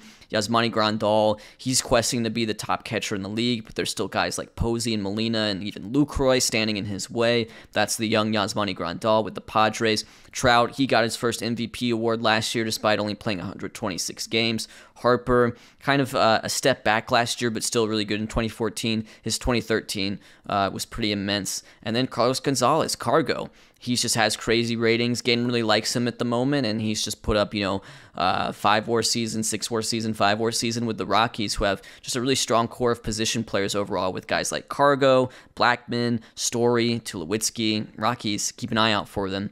Top starting pitchers in the league at the moment. Steven Strasburg's one of them with the Washington Nationals. He's had 2 immense years back-to-back in 2013 and 2014. Chris Sale, he's emerging as, one of the top pitchers in the league, led the American League in strikeouts last year. CC Sabathia, here he is. This will be like his age 34, maybe even age 35 season with the Yankees. He's just been, Mr. Consistent, a lot of innings, always giving you, above league average, or I should say below league average ERA. Just a good pitcher overall. Workhorse. Ryu on those Rockies, he had a great 2014 after a not so great 2013, at least by ERA in 2013. By FIP, he was actually really good. So that's Hyunjin Ryu. Matt Latos, he's turned in some pretty solid performances. He comes back from, an injury-riddled 2013 and throws down a pretty good 2014 for the Reds. Let's see who's up next. Josh Johnson left Miami, now on a deal with the Tigers. Had a really good first year with the Tigers. He was so dominant about 10 years ago. It's been kind of fun to watch his career be re-simulated. Big fan of Josh Johnson. Cole Hamels, still with the Philadelphia Phillies, just kind of Mr. Consistent, a lot of innings. Yu Darvish, strikeout machine. He struck out 249, 274, and 231 in his first 3 seasons here as a member of the Texas Rangers. Johnny Cueto, he won a Cy Young Award in 2013. 2014, not quite as good, but he's been one of the top pitchers throughout this save so far. Bumgarner's your 2014 NL Cy Young Award winner, so he just had a pretty monster year last year, and honestly in 2013, pretty good as well. Felix Hernandez, I think, has probably been the best player in this save overall. Certainly at least the best pitcher. Just some crazy, crazy numbers that Felix Hernandez has put up. He's also a World Series champion because the Seattle Mariners won the World Series in 2013. And then you've got Clayton Kershaw, who is unfortunately injured. Looks like he's going to miss the full season. But he put up some numbers last year, man, and he's a Cy Young Award winner in 2011, which was before we started simulating, but also a Cy Young winner in 2012, so that's Clayton Kershaw for you. Hopefully he can get back on track, even though he'll miss this season, and that's very unfortunate. Now we can check in with the top prospects going into the 2015 season. Number 1 is going to be Alex Bregman, who was selected first overall in the first-year player draft just last winter. He's on the San Diego Padres. Looks like he's going to start in AAA, but probably be up in the majors pretty soon at the age of 21. Real Muto still has not made, he has actually made his MLB debut, but he is still a prospect. He still has rookie eligibility.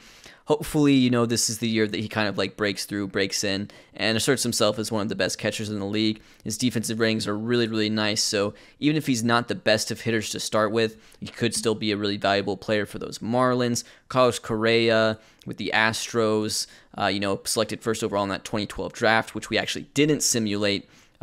He had a really good season in the minors last year. He's number 3 prospect ranked right now. Brandon Woodruff, number 4. He was drafted 3rd overall in that 2013 first-year player draft by the Chicago White Sox. Looks like he has made his debut, had a few appearances coming out of the bullpen. Still a lot of room to grow for Brandon Woodruff, who's 22 years old. If that slider comes along, that's going to be the key because he needs that 3rd pitch to be a starting pitcher in this league. Here's a guy I've never heard of, Jason Leblebijian. From Illinois. He's currently 23, soon to be 24, and he is a second baseman. Looks like a really solid defensive second baseman who has the potential to be just a huge, on base power. He's got a potential to rake, basically. He could be a great offensive second baseman in this league. Never heard of this guy, but the Blue Jays have him, and considering how the Blue Jays have kind of struggled throughout this save, it's good that they have a top prospect like this. Rafael Devers, he's on the Baltimore Orioles. Herman Marquez, he's on the Nationals. Jack Flaherty, he's on the Blue Jays, so the Blue Jays have 2 top 10 prospects. That's pretty cool. Sean Newcomb, I was really caught my eye because he's kind of just an insane prospect because he has 80 stuff, so he's going to have huge strikeouts. So it's all about, can that control develop? Because if that control develops with that stuff, we're talking just mega ace, lead the league in strikeouts every year type of guy. And then Ketel Marte rounds out the top 10. Here's the rest of your top prospects. This is your top 100. You just kind of read along, seeing a lot of interesting names here, a lot of familiar names. There's Matt Olson, who just got picked up by the Braves. There's Cody Bellinger, who just got traded for by the Cardinals. Some interesting guys. And we round off the list with Ronaldo Odor on the Rangers, Harrison Bader on the Tigers, Jake Barrett, starting pitcher for the Orioles, and Michael Wacha on the Cardinals. So Those are your top 100 prospects going into this year. Now let's take a look at sort of this preseason predictions. Who does the game think are going to be the top teams for the 2015 season? So here are your preseason predictions for the 2015 season. The game thinks the Boston Red Sox are going to come out on top in that American League East, winning that potentially by 1 game over the Rays. Let's take a look at those Boston Red Sox. They have Mookie Betts leading off. He's playing second base for them. Alex Gordon batting second. Alex Gordon had a really good 2013 for them. 2014, a little bit of a step back. Robinson Cano, they definitely need him if they're going to win the division this year. He had an atrocious first season in Boston, 2014. No doubt he was getting booed. David Ortiz, this is his age 39 season, starting to decline. Had a not so great 2014. I mean, he was still an above average hitter, but it was not, the quality we've seen in previous years in the decade for David Ortiz. But he's still going. I mean, he's got decent ratings. He could still definitely put up some numbers. Cody Ross, Coco Crisp, Euclid, Xander Bogaerts, he was in contention for Rookie of the Year last year, starting shortstop for the Red Sox. It'll be interesting to see what he does this year. They have John Lester in that rotation. Keith Couch, don't know much about Keith Couch. Felix Dupont, Kevin Correa, Sean Markham. So definitely some question marks in that rotation for me, but should be an interesting team to watch. Tigers projected to win the American League Central. They have Miggy still. Angel Pagan's been really big in this. And Eugenio Suarez has been sort of like a crazy prospect at times in this save. He had his rookie year last year in 100 games. He put together a 105 OPS plus and 2.8 WAR. Looks like he's going to be a solid player, but maybe not like a total superstar like we maybe suspected at first. But it's all about this rotation with Detroit. They have Josh Johnson. They have Rick Porcello. They have Justin Verlander. They have Doug Fister. They have this guy Thomas Collier filling in at the moment, but they also have like Scherzer, who unfortunately it appears is out for 3 months with a torn rotator cuff. When he comes back, that's like, probably the strongest rotation. Jeff Francis as well. He's pretty solid depth. I mean, goodness gracious, Jeff Francis had a 2.95 ERA last year. So pitching for days on this team. Austin Jackson, also a guy who has won Gold Gloves the last couple seasons, so that's pretty fun. Austin Jackson, and a really interesting player. Angels projected to win the West.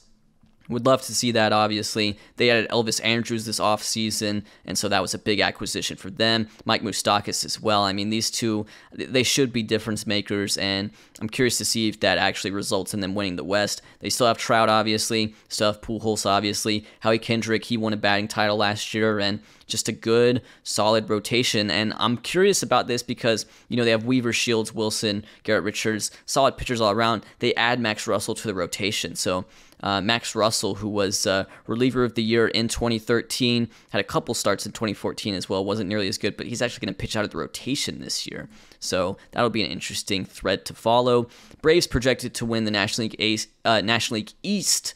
But with a projected 98-64 record. They have Turdoslavich, who looks like he could be like a huge on-base percentage guy for them leading off. Hayward, obviously, like just a complete freak of nature in this. They have Ryan Zimmerman. They have Freeman. They have Martin Prado. They have Curtis Granderson. They have Evan Gattis and Andrelton Simmons now. He's been jumping up. He's been, putting up those crazy Andrelton Simmons defensive numbers, although he's not quite the monster we've seen in real life defensively, but he's still pretty good, and he's like a league average hitter too, which is key. They have Medlin, Minor, Tehran, 40-year-old Kuroda, and Williams Perez in that rotation. Pretty underrated rotation, I would say. Craig Kimbrell, of course, the stud of that bullpen, but they also have Alex Wood there. They have Reynold Delgado.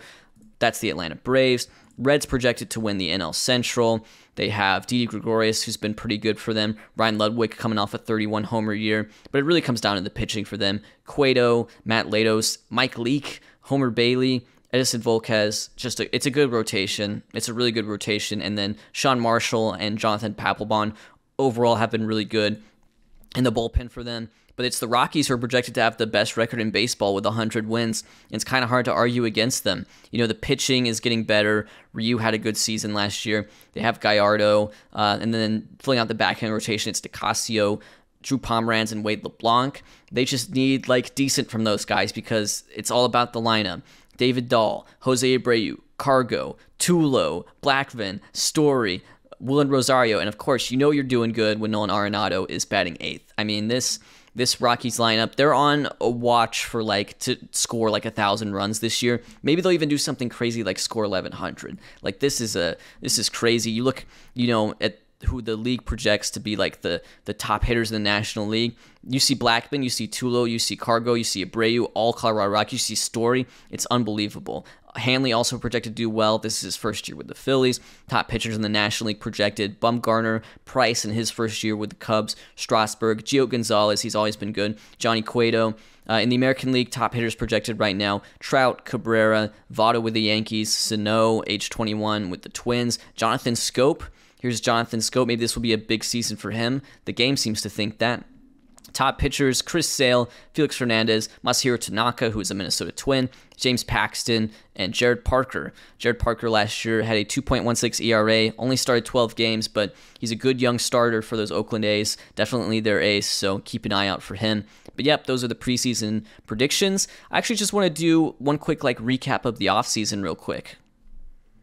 Okay, I went hunting for that screen that can show teams that have added or lost the most WAR this offseason. Unfortunately, I've simmed ahead to opening day, so I wasn't able to bring that up. However, this did catch my eye, a trade that went through at the end of March here at the end of spring training. Starlin Castro is going to join the Tampa Bay Rays. He's still only 25 years old. Really good defensive shortstop in this game. Has put up, some pretty high WAR totals because of that, even though his hitting has been, just kind of consistently slightly above average. So that's Starlin Castro going to the Rays. In return, the Cubs, they just get a bunch of pitching prospects. They get Nick Sawyer, who, a guy with nasty stuff, but questionable in terms of stamina and especially in terms of control as a starting pitcher. Seems like he could be a relief ace if that doesn't work. Sean Manaea, 23 years old, prospect, good pitch mix, good stamina. Home runs, could be his downfall, but it seems like he has at least a higher floor than Sawyer as a starting pitcher. And then they also get Marcus Jensen as well. So Cubs moving on from Starlin Castro. I imagine this is probably his last year. Yep, this is last year before he hits free agency. So, that's the Cubs. They get pitching prospects in return. Curious to see who they have playing shortstop right now. I see. Okay, that makes sense. They move Baez to play shortstop for them. And then it looks like they have Everett Cabrera, who's stolen a lot of bases in this simulation. He's led the league 3 times, 73, 55, 47. He's going to play second base for the Cubs, and so that's how they're set up currently. I went ahead and simulated the first couple months of the 2015 season. It's currently May 31st, 2015. Hey, look, JT Realmuto, he's up. He's doing his thing with the Miami Marlins. I mean, he's put up, close to a 900 OPS. He's hitting 344 with a 409 on base percentage as an elite defensive catcher in this league, on pace for an 8-WAR season. It's early days, but that's definitely fun to see. And we haven't talked about Yelich too much, but Yelich is off to what could be just a sort of breakout year for him. He had a solid 2014 with Miami, but 2015, that could really be his year. But the talk of the town has to be the New York Mets. Let's look at the standings real quick, because it's kind of unbelievable. The Mets are 35-14. They've won 71% of their games, including 7 in a row coming into May 31st. It's unbelievable. We'll have to look at them. Brewers and Pirates, they're tied in the NL Central. San Francisco Giants lead the NL West, 2 games in front of the defending champion, I should say, Arizona Diamondbacks, and also ahead of the Rockies, who we're definitely keeping an eye on. AL West is led by the Rangers. AL Central is led by the Royals. AL East is led by the Rays, but I gotta look at those Mets. What's going on with those Mets? What's going on with the Mets? Great rotation for the Mets. Let's start with that. Matt Harvey is there. He's putting down a 3.57 ERA so far. Jeremy Hefner, who was an all-star and a down ballot Cy Young guy last year, he's off to a phenomenal start to this season. His ERA is below 2. Jacob deGrom, former #1 prospect in baseball. This may be the year where he really comes into his own. Last year, he split time between the bullpen and starting rotation through 128 innings total, but this year, firmly cemented in the rotation. Through his first 10 starts, he has a 3.15 ERA. He's also struck out 82 batters in those first 10 starts. That's pretty great. Way to go, Mr. Jacob deGrom at the age of 26. Patrick Corbin, who they traded for in what was a pretty big trade, and I think could be a win-win trade, because John Neese was definitely instrumental for the Diamondbacks to win that World Series, but the Mets got Patrick Corbin in return for that. He's looking like he could be a real stud. This could be a breakout season for him. He split time between the rotation and the bullpen, and Zach Wheeler. So some good young pitching on this Mets team. Definitely carrying them to a very strong start to the season. Their lineup features players like A.J. Pollock, also received in that trade alongside Patrick Corbin. Daniel Murphy's hitting well. I think Markakis is doing really well for them. He's been on the Mets for a while, but this looks to be his best season in a Mets uniform so far. Russell Martin is here. He's having a good season with the Mets. Also had a really good 2014 and 2013 with the Mets, so he's just kind of been Mr. Consistent.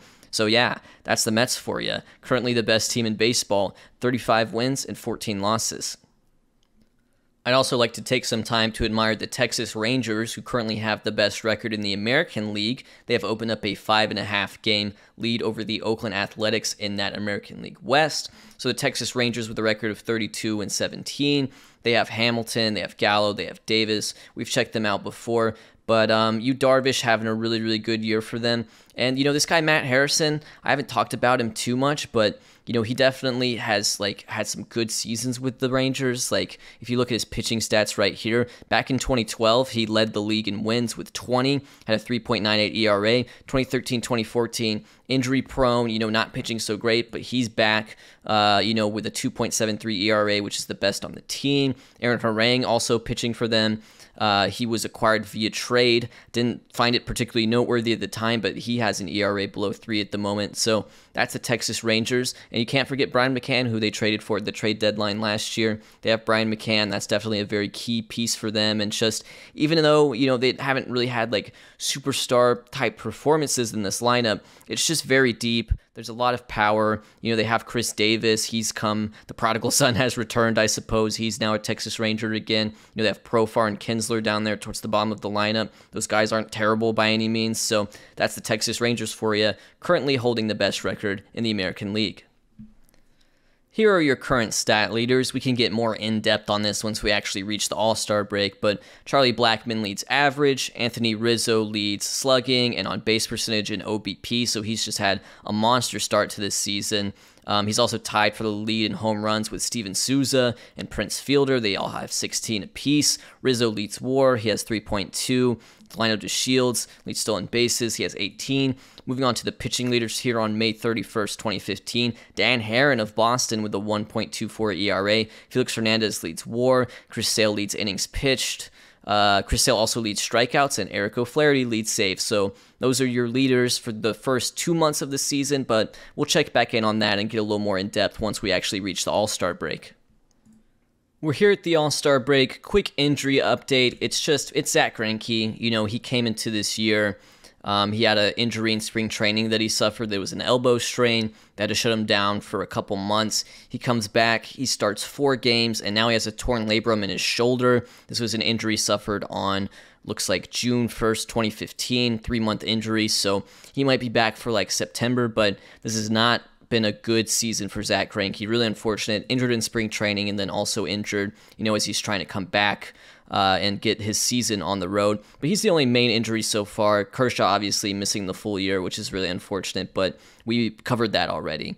Let's take a look at the standings at the moment because there has been some serious movement. The Oakland Athletics have just caught on fire. I mean, we were talking about the Rangers having the best record in the American League. Now they're 5.5 games back of those Oakland Athletics. Meanwhile, Mets, they fell off and they're cringe and YB is better. Or should I say AB is better. The Atlanta Braves with a slight lead over the Mets in the NL East. It's still anyone's game there. Brewers lead in the Central now. Giants leading the West. We can check in on some of these teams at the moment. So let's take a look at the Athletics. Best record in baseball at the moment. How are they doing it? It's definitely pitching. I mean, their offense has been really good. They have a lot of power in this lineup. They could have a lot of guys hit 20, even 30 home runs this season. But look at this pitching. Jared Parker, their young ace, he's having a good season. Good for him. AJ Griffin, Tommy Hanson, who they just traded for, Dan Straley, Tanner Peters. Don't know much about Tanner Peters, but he has a 2.54 ERA currently in the rotation for them. So this has just been a really good team. Brian Morris, we've seen have some pretty dominant seasons. He was the 2014 American League Reliever of the Year. Honestly, has a chance to repeat it at the moment. So keep an eye out on Brian Morris, who's just been lights out as a closer for those Oakland Athletics. But yeah, I mean, look at this lineup. Look at all these home runs they've been hitting. Michael Saunders, Cespedes, Josh Donaldson, Peterson, Josh Reddick, Chris Carter, Jed Jerko, Delman Young. There's a lot of home runs in this lineup. So a lot of home runs, good pitching. That's the story of your Oakland Athletics. Royals lead the Central. Let's check out the Royals. Andrew Benintendi right now. This is his rookie year. He was drafted last winter in that first-year player draft, 7th overall. He's already hit the ground running. I mean, he's on pace for like a 5-WAR season, and so he's gonna, be Rookie of the Year candidate for sure if he can keep this up. So that's Benintendi. They also have some other like fun young players. Salvador Perez looks like he's having just a pretty average season, but he's a pretty consistent guy. Hosmer, this is his age 25 season. He's been ultra consistent in this save, just kind of the same guy every year. A good player. So that's a look at your lineup for the Royals. The starting rotation, it's not the best. It's interesting that they have Will Smith as a starter. That's an interesting choice. He's not a reliever in this save currently. He is a starter. Yordano Ventura, rest in peace. He actually in 2014, even though he won that grade in the minors, he had a small stint in the majors that was pretty good. He's still just 24 in this save, so he'll be one to keep an eye on for sure. Kelvin Herrera, has a 3.59 ERA. So far it's looking like not quite as good as 2013, 2014, but his BABIP's really high. His FIP is still really good, so he's just kind of gotten a little bit unlucky. But let's look at the Royals. They're kind of a ragtag bunch, those Royals, but they do lead the American League Central. Rays lead the East. They've done really well just in general in this save. Longoria, man. Longoria is not having a great season for the Tampa Bay Rays. I mean, this guy was the MVP in 2013. He puts together a pretty solid 2014, but what's going on with Evan Longoria? That's been kind of interesting. Here's Zobrist at the moment. He's just been, he's Ben Zobrist. He just does Ben Zobrist stuff. I love Ben Zobrist. Jason Worth right now, through 67 games, is batting .378. Goodness gracious, Jason Worth. 378, 440, 531 on the triple slash, 169 OPS plus. Jason Worth going absolutely huge for these guys. Matt Wieters, he's a great defensive catcher. He's been a little bit slow with the bat. This is his first year with them. Also, Starlin Castro, who they acquired. So they really had a pretty busy offseason, but Starlin Castro doing really solid for them. And you look at that rotation, Alex Cobb, Matt Moore, Jeremy Hellickson, Chris Archer, Wade Davis. It's a pretty solid rotation. They're third in starters ERA in the American League. So that's a look at your Tampa Bay Rays. Here's the Braves. We talked about the Mets already, but here's the Braves. They have Nick Ahmed, Jason Hayward. How's he doing? Yeah, I mean, still could be an MVP candidate if he gets hot. Freddie Freeman, Ryan Zimmerman. Don't know much about Tyler Colvin. Did he play for the Rockies? Oh yeah, he did play for the Rockies. Tyler Colvin, he's their left fielder apparently. Turdoslavich is hurt. They also have Curtis Granderson, Anderson Simmons batting 8th for them. But yeah, good pitching. Medlin, Tehran, Minor, Alex Wood, and Hiroki Kuroda still in the league at the age of 40. That's awesome to see. And then Kimbrel. Goodness gracious, Kimbrel. I mean, come on, what do you do against this guy? I mean, he's unbelievable. So Kimbrel on his way potentially to a reliever of the year, at least at the All-Star break. Milwaukee Brewers, they lead the Central. Man, these guys have been beat up. Greinke's been hurt. Pedroia's been hurt. And yet they still just keep it going. Cliff Lee is on their team. Homer Bailey, Jason Hamill, Mike Fiers, Jake Peavy, who they traded for. It's not great, but they have depth. They have guys that can eat up some innings. And, you look at their team right now, their lineup, it's got a lot of potential. Even though they're 10th in runs scored in the National League, it's got a lot of potential. Chris Davis, he could catch fire. He's up to a 128 OPS plus on the year. Could have a huge bounce back season after last year. Man, Aranis Ramirez, what's his deal? This guy's just good. He's just really good in the save. I mean, he was a really good player in real life, always underrated, but he just keeps it going into old age in this save. I mean, this is 2015, and he's still a key contributor. Jonathan Lucroy has only played 35 games this year. He continues to play well. But yeah, that's Jonathan Lucroy for you. He's been one of the better catchers in this save so far. But that's just a look at your NL Central leading Milwaukee Brewers. And let's take a look at the Giants, who have the best record in the National League. Here they are in 2015. Bumgarner, Kane, Vogelsong, and Chris Heston. Brad Hand, a starter for them. That's kind of an interesting sight to see. Looks like he's been moved over to the rotation after he was claimed on waivers from Philadelphia in April. So that's interesting. Bullpen's not good. Bullpen is not good. That's a clear weakness for the Giants. Maybe if they add a starter, Hand can go to the bullpen and help them out there. But they're third in runs scored in the National League, playing in a pretty pitcher-friendly ballpark. Joe Panic has been really, really good for them lately. I noticed he had a 401 on base percentage last year. He's kind of following that up with a really similar season offensively, on pace for 6 WAR because he was such a good defender as well. Buster Posey, he continues to do Buster Posey things, could be an MVP candidate at the end of the year. Melky Cabrera, I mean, goodness gracious, he just hits every year. Melky Cabrera just hits every year. Leche, Brandon Belt, he's doing really well. His on-base percentage is over 400. Sandoval, here's Sandoval. He's been pretty consistent throughout this save. They have Adam Jones on a long-term deal. He's under contract. He has an opt-out until like 2019. Brandon Crawford's there too, so this could be a really fun team to cheer on. But yeah, that's just a look at some of your division leaders at the moment. Let's also look at some of the statistical leaders around the league. Here are your league leaders at the All-Star break. Hanley Ramirez batting .390 in his first year for the Philadelphia Phillies. .390, 434 on base, 628 slugging, on pace for an 8 WAR season, playing third base for the Philadelphia Phillies. They signed him to a pretty big contract this offseason, so I'm sure Phillies fans are very pleased about that. Steven Souza, man, Steven Souza had such a great season in 2014. He may have a better season in 2015. His OPS is right around 1,000. I mean, he has 33 home runs right now. Like, is he gonna hit 50? It seems like he might hit 50. Rizzo has been absolutely immense. He leads on base percentage. He leads slugging. He leads OPS. He leads WAR. This is Anthony Rizzo's world. We're all just living in it this year. Also, top players in WAR: Steven Souza, Jason Hayward, Tulo, Hanley Ramirez, Bryce Harper. So they've all been doing really well there. We can take a look at the pitching leaders as well. Chris Medlin leads ERA. He has a 1.75 ERA, on pace to throw 236 innings as well. So he's got, the efficiency, the run prevention, but he's also, just a lot of volume, getting a lot of outs. Way to go, Chris Medlin. Currently a Cy Young candidate for sure with the season going like this. David Price has not missed a beat. He won the Cy Young Award in 2014. He moves to the Cubs. He looks phenomenal for them so far. That's David Price. Felix Hernandez, I mean, just goodness gracious. I mean, come on. I mean, it's just a joke how good he is. It's every year with this guy. Unbelievable. Jeremy Hefner. I mean, we've said Jeremy Hefner's name a lot recently, and he's a pitcher, man. Jeremy Hefner, he just gets in there and he just shoves. Jeremy Hefner, unbelievable. Love that. Love that for the Mets. Matt Garza. That's cool to see. Matt Garza doing very well with the Miami Marlins this year. Oh, but looks like he was traded to the Texas Rangers. What did that trade entail?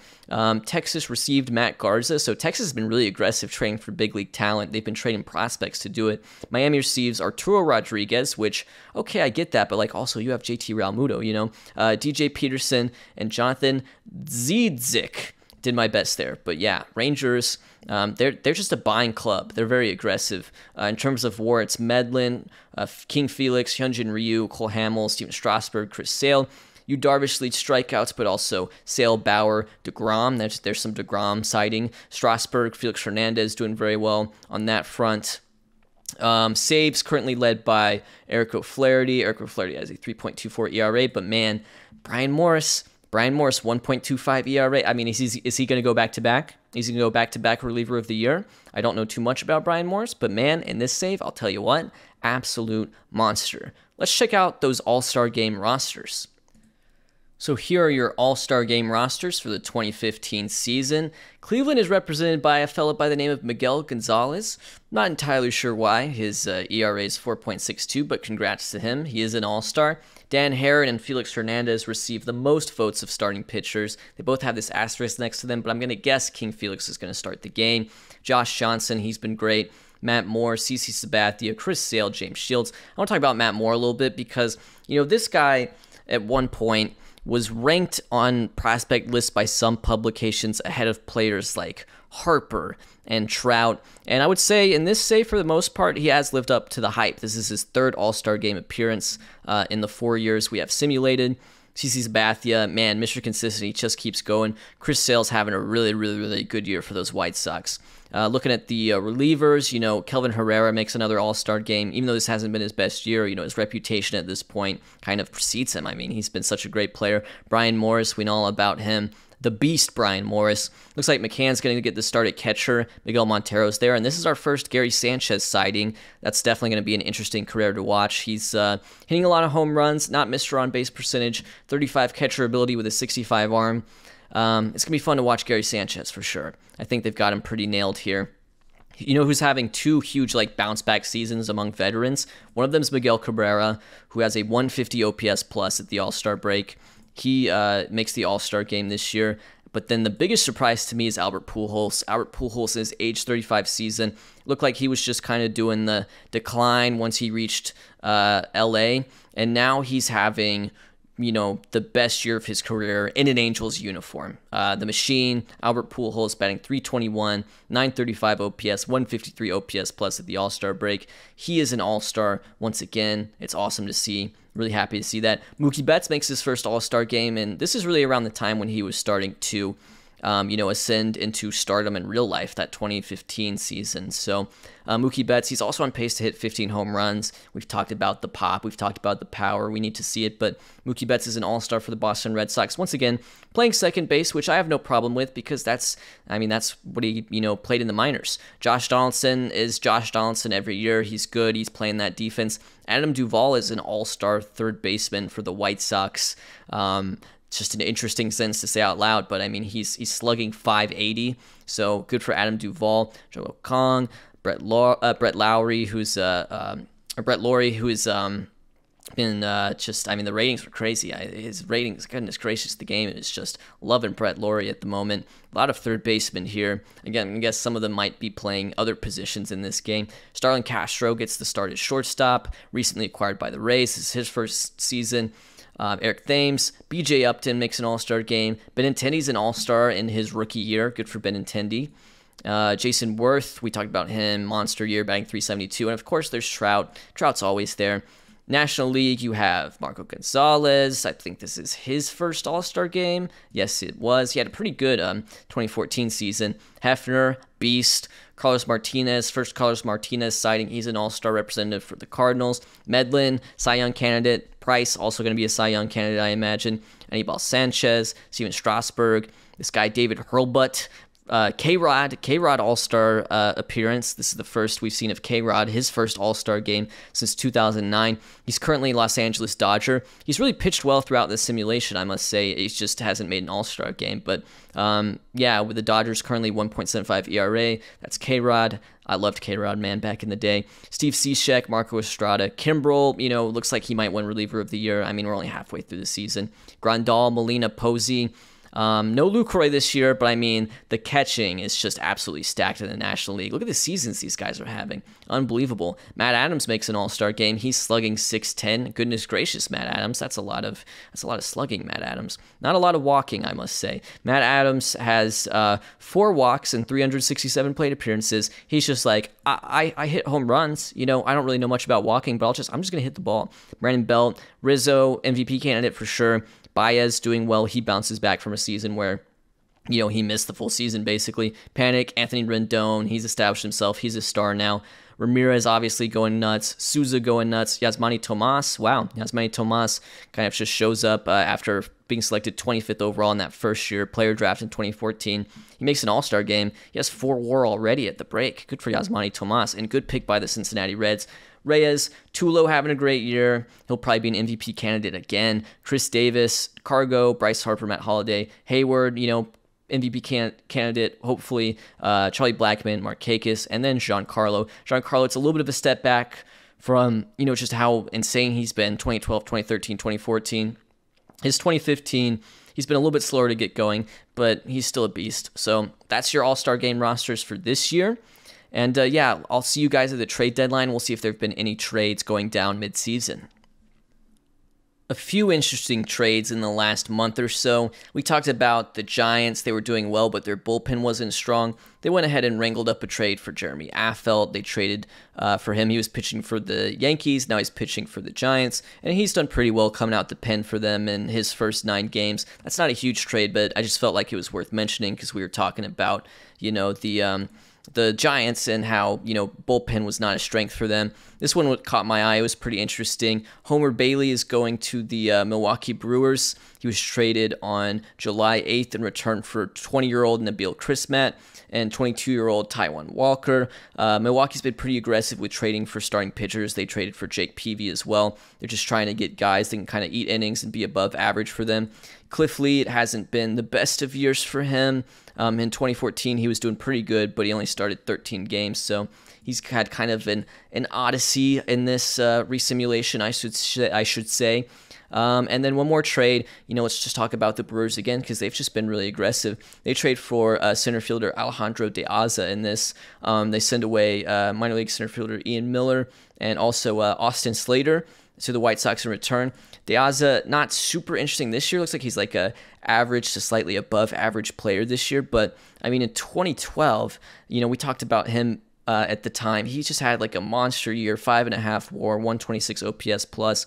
And so the Brewers do get themselves someone who's capable of playing center field. He's going to bat 8th for them. And, they're 5 games ahead of the Cardinals, staying aggressive. I like it for the Brewers. They're just, they're adding players. They've had injuries to Greinke and Pedroia. Maybe Greinke comes back for a playoff push. We'll see. Maybe he'll pitch in October if, things continue to go well for the Milwaukee Brewers. As far as the standings go, not a lot of movement. It's the same sort of leaders we saw at the All-Star break. It's really only like 10 games have been played since the All-Star break by each team. So what we're going to do now is just simulate until the last day of the season and see what's going on around the league. The 2015 regular season is over. The Braves are your National League East champions. They win that pretty easily by winning 100 games. They go 162. They had really good pitching from Chris Medlin, who it seems like is going to be a Cy Young candidate this year. May very well win the award. He led the National League in wins. He led ERA, best whip, best WAR. Chris Medlin, he made his second All-Star game this year, but this may be the year he wins the Cy Young. Julio Teheran, also pretty good for them. The lineup's been really interesting. Hayward throws down another 7 to 8 WAR season because he's just a machine for that these days. Goodness gracious, this guy Jason Hayward also stays healthy the full year, which helps. Freddie Freeman, he's been really consistent. We haven't talked about him too much, but he's become just like kind of a perennial all-star, silver slugger candidate, good player. Just hasn't had like an insane season. His closest thing to an insane season is probably still 2012. Ryan Zimmerman, he's like a Braves legend at this point. It's kind of weird to say, but he's just been really good in an Atlanta Braves uniform ever since he signed with them. Joey Turdoslavich, 391 on-base percentage this year. We love an on-base percentage king. And then Craig Kimbrell, this may be a reliever of the year for him. He won that in 2013. He was Rookie of the Year in 2011 as well. Yeah, just a beast season for him, 118 strikeouts in 65 innings. That's your Atlanta Braves. So the Cardinals win the Central. The Brewers were really the talk of the town at the trade deadline. They just completely fell apart. 12-15 in August, 10-18 in September, 1-3 in October. It's the St. Louis Cardinals who come out on top in a rather weak division. They had a good, sort of consistent team as far as the pitching goes. Wainwright had a solid year. He's just been kind of solid throughout the save. Lance Lynn, Colby Lewis. They also have this guy Silfredo Garcia, who got Rookie of the Year votes last year. He comes back and follows up very nicely with a 3.69 ERA across 200 innings. That's the Cardinals. Matt Adams, I was about to say Matt Holliday. Matt Adams, 40 homers and 17 walks for those of you keeping track at home. Matt Holliday, unbelievable. Unbelievable how good Matt Holliday is in this save. This was his age 35 season. He's just an absolute machine. He just continues to hit. He's now over 2,000 career hits. He's nearing 300 career home runs. If he keeps this up, if he keeps continuing to age well, Matt Holliday could very well turn himself into a Hall of Famer in this resimulation. Because look, 170 OPS plus a year ago, 161 this year, 6 WAR seasons playing left field for those Cardinals. Pretty unbelievable. Molina, another really good year. He's been really consistent. They also have Aaron Judge. Aaron Judge, this was his first year in the majors. Slightly above league average as a hitter. He hit 13 home runs and 314 at bats. He'll be one to keep an eye on for sure. He's only 23. But yeah, they have Aaron Judge, who they got in that first year player draft. Giants won the West. 102 wins. I'm starting to think this is maybe the favorite for the World Series. They've just had really good pitching all year. They have the best starters ERA in the National League. They also scored their third most runs. Buster Posey, just continues to be just an absolute machine. Melky Cabrera, absolute machine, puts together like the same season every year. They have Adam Jones, who they signed to a pretty long contract. He has an opt-out in 2019. That's a long way from now, but he's been playing right field for them. Brandon Belt had a 367 on base percentage for them this year. It was a very Brandon Belt type of year. I'll put it that way. He's been very Brandon Belty.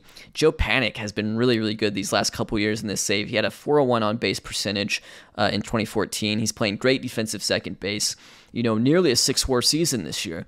So that's your Giants. Rockies, they did not score 1,000 runs, but they did lead the league in runs scored. Such a crazy lineup. Ryu is really just like their entire rotation. Like, he's the stud, he's their ace, he's who's going to keep them competitive in the playoffs if they can win games where he pitches. But man, this lineup, everyone hit like 20 home runs in this lineup. And it's crazy when you see like how good of a season like Cargo had, how good Trevor Story is, how good Blackman is, how good, Tulo is. They have Jose Abreu too. Like, these guys are so good. This lineup is so good. And it's crazy just to think that Nolan Arenado is the guy in this lineup who actually doesn't hit that well. Like, he's putting up WAR because, he's got great defensive metrics, great defensive ratings. He was a 3.3 WAR guy this year, despite the fact his OPS plus was 83. Goodness gracious. But yeah, Nolan Arenado in this resimulation, he is not a great hitter, but he is still Nolan Arenado on defense, and that's what's keeping him valuable. So yeah, that's those Colorado Rockies. Arizona Diamondbacks, they're the defending champs. They didn't quite have the pitching this year that they had last year. Don't get me wrong, they still had some good pitching performances, but yeah, like Samardzija, Bauer, Cahill, Miley, Neese, it wasn't quite as good as it used to be.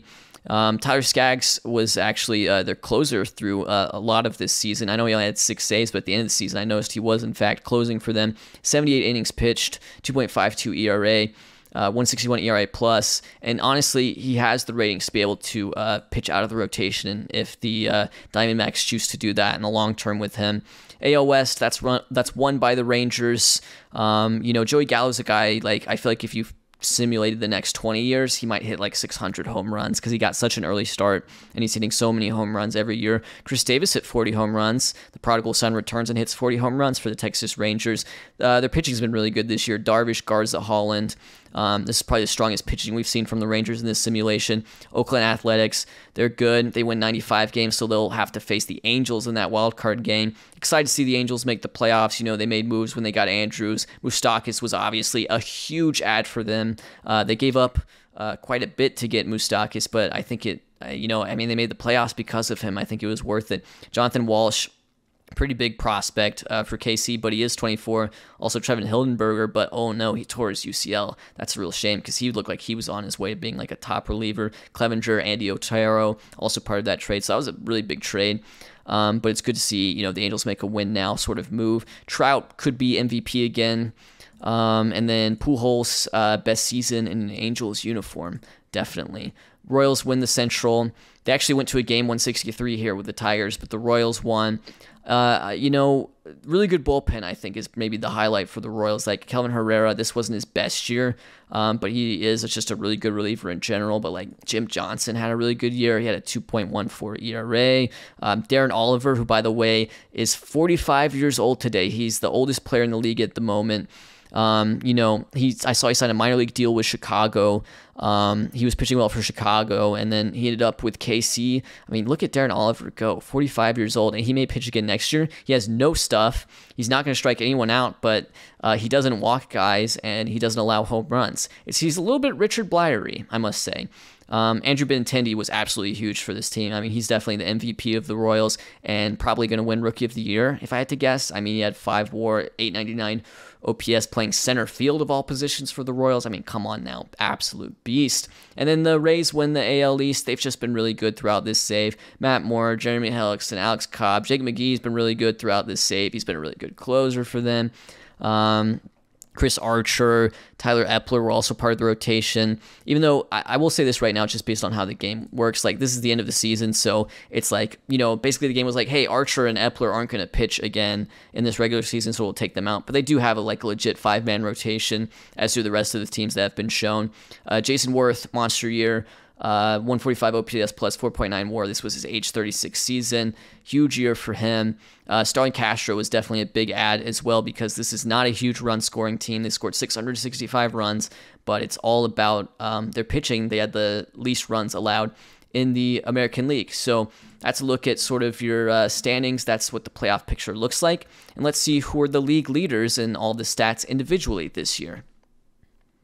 Okay, so here are your league leaders for the 2015 regular season. Hanley Ramirez hit 367 this year. Goodness gracious, Hanley Ramirez in his first year for the Philadelphia Phillies hits 367, OPS over 1,000.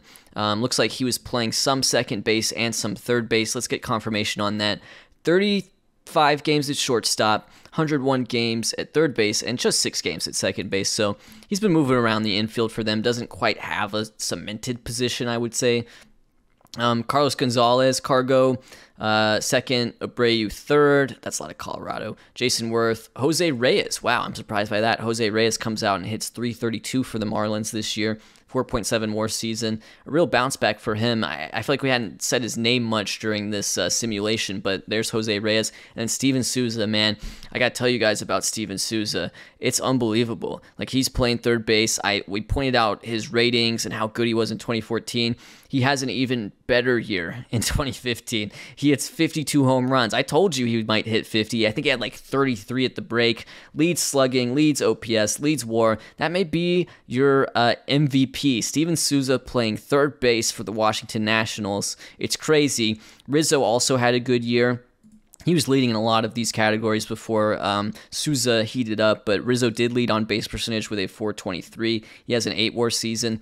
Could still be in contention for that MVP as well. Trout led the American League in WAR. Bryce Harper had an 8 WAR season. Hanley Ramirez 7.9. Jason Hayward 7.7.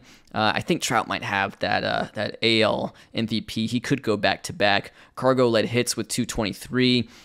D. Gordon led stolen bases with 51. David Dahl was second with 49. Yeah, your OPS leaders: Souza, Rizzo, Harper, Cargo, Hanley, Jose Abreu. Those are all names we've said already. Matt Adams led runs batted in. What a crazy just sort of stat line this is. 321 average, 335 on base percentage, but 586 slugging. Pitching leaders right now, it's Chris Medlin with that ERA crown, a 1.90 ERA, maybe considered the front runner for that NL Cy Young at this point. And then, guys, in the American League, would you believe it? Would you believe it? It's Felix Hernandez again. He's best ERA in the American League, best WHIP, most WAR, 9.0 WAR. That's his highest so far. He may be on his way to a four Cy Young awards. I mean, that's like all-time great territory. Felix Hernandez, you absolute gem.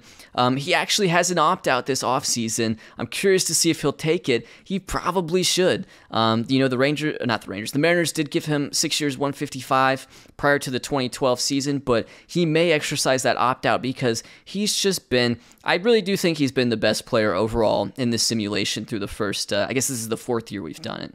Jeremy Hefner, 2.05 ERA, 175 innings pitched, only started 28 games, but I mean, man, Jeremy Hefner.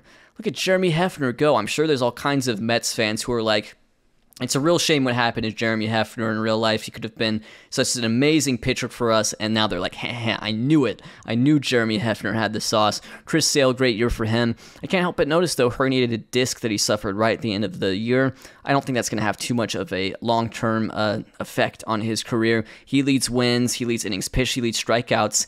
He's going to be the main competition for King Felix, it looks like. Matt Garza had a huge year. He split time between Miami and Texas. We'll see what Matt Garza does in the playoffs for Texas. He could come up huge there. Anibal Sanchez, 2.59 ERA. In terms of WAR, it's King Felix, Medlin, Cole Hamels had a really good FIP this year, 227 innings pitched. Good year for Cole Hamels for sure. Chris Sale, Steven Strasburg, and there's good old Josh Johnson again. Josh Johnson, probably the best season he's put down in this simulation. 2.85 ERA, 224 innings pitched for Detroit, 157 ERA plus. That's a really fun player. Let's see here. Saves, Marco Estrada. Not sure if I said Marco Estrada's name. He was an all-star, but he was closer for the Diamondbacks this year. 61 innings pitched. Also a little bit of Tyler Skaggs there, I think. But a 4.55 ERA, so I'm not really that interested in Marco Estrada. Of course, we're all about Brian Morris, but his ERA 2.33. It's not a guarantee that he'll repeat that reliever of the year again, but he is still a pretty dominant guy. Eric O'Flaherty's up there. Luis Perez of the Toronto Blue Jays, he saved 39 games. He had a 1.71 ERA. Maybe he's the guy this year. We'll just have to see. And then in terms of strikeouts, it's Darvish, it's Sale, it's DeGrom, it's Strasburg, it's Bauer, it's King Felix. Let's look at DeGrom real quick. He strikes out 256 guys, 203 innings pitched, 3.19 ERA. And yet, in true Jacob DeGrom fashion, his record is 10-12. But there's Jacob DeGrom. This is his first sort of breakout year in the big leagues. Hopefully he can keep developing because he has a lot of growth to go, especially in terms of his movement. But Jacob DeGrom has now established himself, at the very least, as one of the better pitchers in the league. It's yet to be seen if he'll become the best pitcher in the league. But yep, those are your league leaders for 2015. Now it's time for the playoffs. All right, it's time for the 2015 playoffs. We kick off with a couple wildcard games between division rivals. It's the Angels versus the A's, as well as the Diamondbacks versus the Rockies. I can't help but feel like this feels like familiar. Like we've had like a similar playoff bracket to this at some point. Might have been like 2013, but yeah, I feel like we've definitely seen these types of matchups before. Let's see who wins those wild card games. Rockies win. They advance to a division series versus the San Francisco Giants. Meanwhile, in the American League, it's Los Angeles Angels, so they go on to a division series. I'm pretty happy with that. So it's time for the DSs to kick off. It starts off with a quick 2-0 lead for the Braves. Over here, the Giants and the Rockies are tied at a game apiece. And we're also a game apiece here in the American League between the Rangers and Angels and Royals and Rays. Let's go the next day.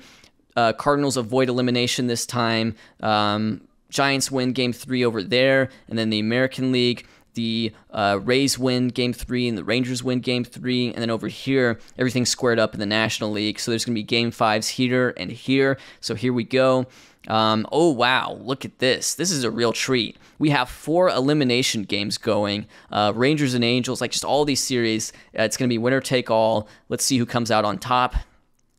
Giants advance, Braves advance, Angels advance, Rays advance. So now we're here down to the final 4 teams. Sorry, Texas Rangers, they just don't quite have it in them. I really want them to win a World Series, but we'll just have to see. Giants and Braves were no doubt the pride of the National League this year. Chris Heston and Brad Hand, by the way, rounding out that the back end of that playoff rotation. Matt Cain out, or else he would definitely be in there. Jeremy Affeldt, the closer they acquired at the trade deadline, and just a really solid lineup overall. I mean, guys like Panic, Posey, Cabrera have been so instrumental for the Giants. Atlanta Braves, Medlin, Tehran, Minor, Woods. So it's all about, can you win these games with Medlin? Can you win these games with Tehran? Zimmerman, Freeman, Hayward really anchoring that lineup for the Braves. They won 100 games. With the Angels, Jared Weaver, James Shields, CJ Wilson. It looks like maybe next game will be started by Max Russell, who won 16 games for the Angels. Was about league average in terms of ERA, but again, this was the guy who kind of came out of nowhere to win reliever of the year in 2013, so we're a fan of his. And then, yep, there's the Tampa Bay Rays. Here they are. Maybe, they won the World Series in, I think, 2012. I believe I have that right. But maybe they get another World Series here. Matt Moore, Jeremy Hellickson, Alex Cobb, Wade Davis, really strong rotation. It's all about the rotation, and even if Longoria has not been great for them, Worth and Castro have been very key additions to that offense. Let's see. They won the World Series in 2012. So here we go. Championship Series time. 1 game apiece for all teams. Giants take a 2-1 lead. Angels take a 2-1 lead. Meanwhile, things are all square here in the National League. Braves come back. They win a couple games in a row to take a 3-2 lead. Meanwhile, it's 2 games apiece here. So we have a couple 3-2 series right here. Angels leading and Braves leading. Braves in 6, so the Braves do advance to the World Series. They win that pennant over the Giants. The championship has eluded them in this simulation so far. Meanwhile, it's Angels versus Rays, and it's going to be a Game 7 in that ALCS. Who comes out on top to face the Braves in the World Series? It's the Angels. All right, so a couple of A teams here. The Angels versus the Braves in the World Series. You have the 100-win games as well as the wildcard Angels, so that's a fun matchup. Let's see what happens. Angels take Game 1. Angels take Game 2. Ooh, here we go. Is Mike Trout getting a ring? This is what the people always wanted. They wanted to see Mike Trout get a ring, Mike Trout in the playoffs. Let's see what happens. Braves take Game 3. Braves take Game 4. Uh-oh, we're tied up 2-2 here. What happens in Game 5? Uh-oh, Braves win 3 games in a row. They're up 3-2 here. Let's see what happens. So, elimination game for the Angels. Oh no, the Braves pull off the reverse sweep.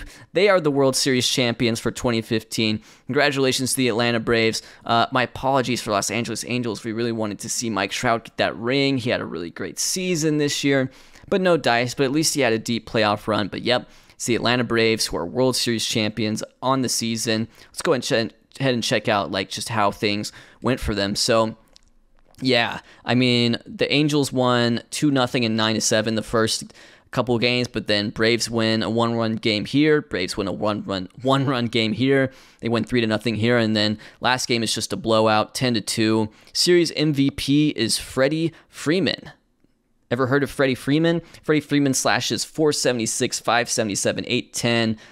Huge series for him. Also having a really good series was Evan Gattis. He had a couple home runs. Let's see how their pitching did. Medlin, wow, Medlin 14 innings pitched, didn't allow an earned run. Meanwhile, over here with the Los Angeles Angels, Trout did have a good series. Trout hit 350, 435, 600, had a homer, so at least Trout had a good series. Gene Segura also had a good series. Max Russell did not have a good series. 7 innings pitched with a 14 ERA. So my apologies to Max Russell. But yeah, that's your 2015 season. Your Atlanta Braves are champions. And yes, now we move on to the offseason. Now we move on to that first-year player draft, free agency, all that stuff coming at you right now. All right, let's go ahead and kick off this offseason with award season. So far, the game scheduled the first-year player draft and MVP announcement to be on the same day. So I'm just going to select awards first. We're going to do Jason Worth winning a batting crown. Hanley Ramirez, he wins the batting title in the National League. So now it's time for Gold Glove awards. Fulte wins for a pitcher. I think like Josh Beckett had been winning that every year. Matt Wieters gets another Gold Glove award in the American League. Goodness gracious, that's his 5th in a row. Pujols wins a Gold Glove. That's awesome. He won many early in his career, but in 2015 he grabs himself a Gold Glove award. This was just a fun year from Albert Pujols. He was a 5-WAR player. Gordon Beckham, I think this is his 2nd in a row. Yep. Brendan Ryan, he's won a ton. Brett Laurie, man, the game, I swear, they turned Brett Laurie into like Manny Machado. It's ridiculous what Brett Laurie has become in this game, playing for those Toronto Blue Jays, who overall the Blue Jays, by the way, haven't fared particularly well in this simulation. They did finish above 500 this year, but yeah, he's a stud. Aaron Hicks wins in left field for the Minnesota Twins. That's his first for his career. Mike Trout wins in center. That's his 2nd Gold Glove award. He won in 2013 as well. And Jay Bruce, that's also his 2nd in a row in right field with the Seattle Mariners. National League, Eovaldi wins for as pitcher for the Dodgers. Hey, guys, look, Yadier Molina won a Gold Glove award. Wow. It reminds me of all those other years that he won a Gold Glove award. Just monster, good player. Brandon Belt wins one. Infante's been winning a lot of Gold Gloves recently. This is his 3rd in a row at second base. Not a great hitter. Arenado, that's his 3rd Gold Glove in a row, even though he's not hitting like crazy in this save. J.J. Hardy was a free agent signing in April, right as the season was starting. He wins a Gold Glove award, although, I mean, he also like Mathis's. So, pros and cons. Justin Upton wins another Gold Glove. That's his 3rd in a row. He's been playing some really good defense. John Jay, Gold Glove, good for him. He's won multiple. And Giancarlo, that's Giancarlo's 2nd Gold Glove in a row in right field. All right. Top reliever in the American League. We were really interested in Brian Morris. He almost won it. He had 12 first-place votes, but it goes to Nate Jones of the White Sox. Nate Jones with a 1.28 ERA. Hard to argue against a 1.28 ERA. He had a fantastic year, but Morris is a great reliever. Luis Perez, he led the American League in saves with 39. He had a 1.71 ERA. He got some first-place votes. And then Jake McGee and Brandon Gomes. Brandon Gomes, also of the Tampa Bay Rays, had a good season. Moving on here to the National League. No surprises. Craig Kimbrell, unanimous reliever of the year. That is the 2nd time he's won the award. He had 118 strikeouts in 65 innings, 1.23 ERA. It seems like it was always going to be him. Tyler Skaggs, though, runner-up, and a guy who I'd really like to see pitch out of the rotation next year, 2.52 ERA in 78 innings for the Diamondbacks. Williams Perez, also of the Braves. Had some games started, but I mean, 100 innings pitched, good for him. Sean Burnett, Chaz Rowe. Chaz Rowe has been a really good reliever for Colorado. He had a 130 ERA plus this year. big hitters, these are your Platinum Stick winners, which are really Silver Slugger winners. Gary Sanchez wins his first Silver Slugger award. He had a great season offensively, did a great job at the plate. Miguel Cabrera, we talked about his sort of bounce back campaign. After he'd been declining a bit, he has a great season, 930 OPS. Chris Taylor, he gets himself his second Silver Slugger in a row as a second baseman. He has, he came up with the Mariners in real life, and so he's staying with them in real life, or not in real life, in the save. So he's become like that type of player for the Mariners rather than that type of player for the Dodgers. Miguel Sano, he's so young, he's so good in this save, but he's playing like good defense at third base, which is something that he, I think never really got to do in real life once he got big and started like slugging and hitting a ton of home runs. But he's a monster in this save in a very young age. Stalin Castro, very key for the Rays this year. Stalin Castro. Eric Thames wins one for the Blue Jays. Good for Eric Thames.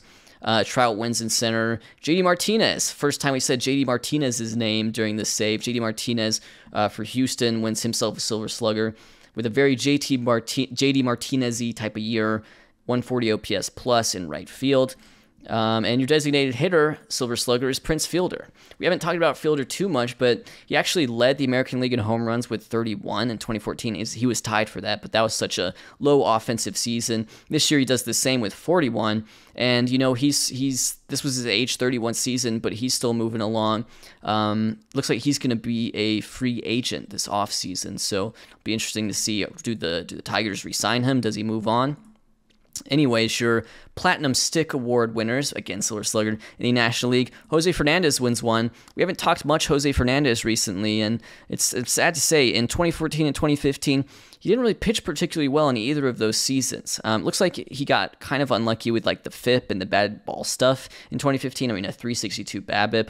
Hello, and the Marlins are supposed to have a pretty good defense. They have Omar Infante, for goodness sake. His pitching ratings are still really good. He's still only 23, so I think he's got it in him to have some really good pitching seasons, but he does win a Silver Slugger. Posey, oh my goodness, Posey, unbelievable, really, really good. Rizzo, MVP candidate. Trevor Story, he wins among second basemen. He's been mostly playing second base throughout this save because they still have Tulo going strong. Speaking of Tulo, he actually wins the Silver Slugger there. Steven Souza, I think Steven Souza is going to win MVP. I really do. 9.5 WAR, OPS well over 1,000, led the league in homers, led the league in runs. Yeah. This is, Steven Souza has just turned into something else in this save. Hayward wins in center field. He's a monster. And Blackman wins in right field. Blackman, really, apart from like 2014 where he was just like kind of he's just been really good throughout this save. The Rockies have been such an interesting team. I can't believe I called them the problem child. All right, here you go, Rookie of the Year. Wow. It was a tie, basically. It looks like they gave it to Benintendi for really no reason other than maybe like alphabetical order. But yeah, Andrew Benintendi, but they each had 120 points. Jung-Ho Kong with the Cleveland Spiders had a really good year. He was selected 5th overall coming over from Korea, and then Benintendi selected 7th. I would have given it to Benintendi personally. No disrespect. Raimel Tapia, also of the Cleveland Spiders. Hello, Raimel Tapia. He has a pretty good year. Brandon Liebrandt, a pitcher for the Blue Jays. Blue Jays need all the help they can get. Tyler Epler, who split some time between rotation and the bullpen for the Rays. Anyways, your Rookie of the Year in the National League is going to be Alex Bregman with 18 first-place votes. This is good because, the Padres had that number 1 overall pick. They picked Bregman. He's looking like a beast. And here's the thing about the Padres. We're still really bad. So they're going to get another first overall pick in this upcoming first-year player draft. So if they can just keep adding players like Alex Bregman, I'm sure their fortunes will have to turn around. Yasmani Tomas, he was an all-star this year. He finished his runner-up, 11 first-place votes for him. Real Muto, he finally got it going in the majors, a 5-WAR season for him. I'm surprised he didn't get at least one first-place vote because, boy, was he good. Tell you what, those National League catchers are just so stacked at the moment with Molina and Real Muto and Lucroy and Posey. And then Nelson Perez gets a first-place vote for the Cubs. Don't know too much about Nelson Perez, but he had a really good season, hit 30 home runs in his rookie campaign with the Chicago Cubs, playing right field for them. Joe Madden is your Manager of the Year of the American League. I feel like that was English I just said. National League Manager of the Year is Freddie Gonzalez. They're also the World Series champions. Hey, look. Hey, look, Felix Hernandez won another Cy Young Award, guys. Look at Felix Hernandez. 4 Cy Young Awards, 2010, 2012, 2013, 2015. It's a joke at this point how good he is. I mean, this might have been his best season yet. 2.02 ERA, 235 innings pitched, just an absolute workhorse. Oh my goodness. In the last 3 seasons, he's allowed 4, 5, and 6 home runs. And look at all the innings he's pitched. It's just, they can't hit this guy at all. 9 WAR season, well-deserved. Chris Sale honestly had a great year. He would have won it a lot of years, but just not this year. Chris Sale led in innings pitched, he led in strikeouts, he led in wins, but did not win the Cy Young Award. But he's a great pitcher as well. Josh Johnson continues to pitch well in this save. You know, he's one of those guys that's really fun to just sort of re-sim, and he could end up with a much better career if he can stay healthy, which he has done. Yu Darvish, a really good season from Yu Darvish. He strikes out 284 guys. And James Shields, big game James, 2.75 ERA. And then the National League Cy Young voting, it's Chris Medlin, unanimous. Wow, Chris Medlin grabs himself a Cy Young Award. 2015, he was an All-Star this year as well. That was his first All-Star game since 2012. 20 wins, 1.90 ERA, that was the best in the majors. 8.3 WAR, best in the National League. Incredible. Cole Hamels gets second place. He had a lot of WAR. He was a big FIP guy this year. David Price with the Cubs. He had a great season in his first year in Chicago. His contract will go on until 2018. Then he has an opt-out. And then if he doesn't opt out, it'll go on until 2021 potentially. David Price, yep. Matt Cain. Matt Cain had a really good season for the San Francisco Giants. Bumgarner there as well. He was the Cy Young Award winner in 2014. Still a really good season for him. In 2015, Matt Latos has been really good throughout this save. He had that one 2013 where he was hurt, but in 2012 he was really good. 2014 he was good. 2015 he was really good. Chris Heston's there. Jeremy Hefner's there. I mean, it's just crazy. Like, this guy, in real life, this guy's the Mets pitching coach, and now he's just turned into an absolute monster in this simulation. 2.05 ERA. I think that was like second best in the league or something like that. John Neese, Diamondbacks legend. He puts together a pretty good season. Anibal Sanchez, he gets a vote. All right, time for the MVPs. In the American League, it's Mike Trout. He gets 26 first place votes. King Felix gets 4. Yep, Mike Trout led WAR this year in the American League, at least among position players, actually. Felix Hernandez had 9, so he did beat Trout there. Eric Thames actually finishing second in MVP voting. Wow, that really shows you, this was definitely Trout's year. Let's just put it that way. No offense to Eric Thames, he had a great year, 157 OPS plus 6.5 WAR, but yeah, Miguel Sano finishes 3rd. He's great. Felix 4th, Prince Fielder 5th. Joey Gallo, 36 home runs for him. Joey Gallo right now, he's just turned 22, and he has 133 career home runs. So that's pretty crazy. Miguel Cabrera, good bounce back for him. Starting Castro. Pujols, we talked about him. Moustakas, Brett Lawrie's just crazy. Andrew Benintendi, talked about him. Josh Donaldson, I don't think there's a more consistent player going right now. I mean, it's literally just the same season every year. And you know what? It's great. He's great. He's a great defender. He can hit. He's awesome. Josh Johnson's there. Cespedes has a good year. Cespedes has been pretty solid overall throughout this save. He's been a good power hitter. He selected 498 this year for a WAR season. This was probably the best season he's put together in this save. And there you go. And then National League, it's going to be Souza with 27 first place votes, guys. Unbelievable. Also, he stole 24 bases. I'm just now noticing that. Steven Souza, absolute freak of nature. It's because Rendon's been really good too. I should hammer that in. Rendon's been good. He's been playing second base for them. So it's the infield is just crazy on these guys. Of course, Harper's been good too. You'd expect the Nationals to be able to do better. They scored the second most runs in the National League. They have Strasburg. Gio Gonzalez has generally been good throughout this save, although ERA wasn't great this year. Yeah, keep an eye out on the Nationals. This wasn't their year, but they have good players on their roster. Rizzo had a great year. Harper had a great year. It's good to see Harper have a good year because I was getting a little worried. He had a little bit of a drop-off there in 2014, had some injuries, but this year, very, very good. OPS over 1,000, 8 WAR season for Bryce Harper. He's a 5-star man. He's a 5-star player. Hanley, of course, amazing year. Matt Holliday, amazing. Posey Hayward. I'm just trying to see if there's any names I haven't really talked about too much here. Let's talk about Yasmani Grandal getting some down ballot MVP votes. He has a 6-4 season for the Padres. Tell you what, the Padres, they need all the help they can get. They have Grandal, they have Bregman. They need to keep adding talent, and they have a chance to do that in this upcoming first-year player draft. Ryan Zimmerman for the Braves, he's just been really good for them. I mean, the career he's putting together in this save is really, really impressive. He's just turned 31 a couple months ago. He's at 1,600, nearly 1,700 hits, 44 WAR. It'll be interesting to see what happens with him because, you know, he just retired in real life. But yep, those are your awards. Souza wins NL MVP. Trout wins AL MVP, by the way, I should have mentioned. That's Trout's second in a row. Medlin, Cy Young Award winner, and King Felix wins his 4th Cy Young Award. Goodness gracious. Let's move on to that first-year player draft.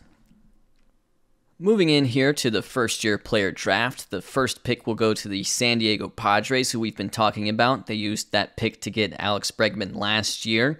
And the last pick will go to the San Francisco Giants, who had the best record in MLB this year. The Houston Astros have 2 picks. They pick 3rd and 8th because they failed to sign Ronald Acuna Jr. last year when they drafted him 2nd overall. And Acuna will be available in this year's draft pool as well and likely will sign this time around. So as far as the draft pool goes, just huge names when you look at the batters. You can get Fernando Tatis Jr., who I think has a very good chance to go 1st overall. Acuna's there, he returns. Brian Reynolds, here's Juan Soto. And here's the thing, you look at some of these ratings, it's like, yeah, this looks like a really, really good player, but I don't know if Juan Soto is going to turn into the Juan Soto we know and love. He does have a high work ethic, though, which could allow him to overperform his projected potential. Pete Alonso's in this one, too. There's also Yordan Alvarez. I mean, it's just stacked with the names. Bo Bichette is here. Vladdy Jr. is here. It's a pretty crazy crew. We don't know for sure if they will turn out to be as good as they are in real life. But yeah, I mean, even Jazz Chisholm is here. Let's look at some of the starting pitchers as well. Shane Bieber is available. I mean, that is absolutely massive if you could get Shane Bieber at age 20 into your rotation right away. Walker Buehler's here. Trevor Richards is here, and he's rated with a 3.5 star potential. He could be a really good pitcher. Savale, Joey Lucchesi, Kenta Maeda, Corbin Burns is here. Granted, I will say this is last year's edition well, I shouldn't say last year's edition, but like this game came out before the 2021 season is played, so this game doesn't know that Corbin Burns is like a Cy Young winner, even though he was still really good in 2020. Zach Gallen, Dakota Hudson, Eric Lauer. Yeah, this is a really strong draft class. I think probably stronger than last year's overall. So I think we should get this show on the road. Let's see who the Padres pick with the first pick overall in the 2015 first-year player draft. So once again, I have accidentally simulated the whole draft when I wanted to go sort of pick by pick for the first few. This is the 5th round. Andres Jimenez is here. Chris Betts is here. Ooh, way to go, Chris Betts picked. But yeah, we're just going to scroll up to build up the anticipation. The Rays picked O'Neal Cruz, who I think some have said is pronounced more like O'Neal Cruz or something like that. Jazz Chisholm is going to join the Detroit Tigers if they can sign him.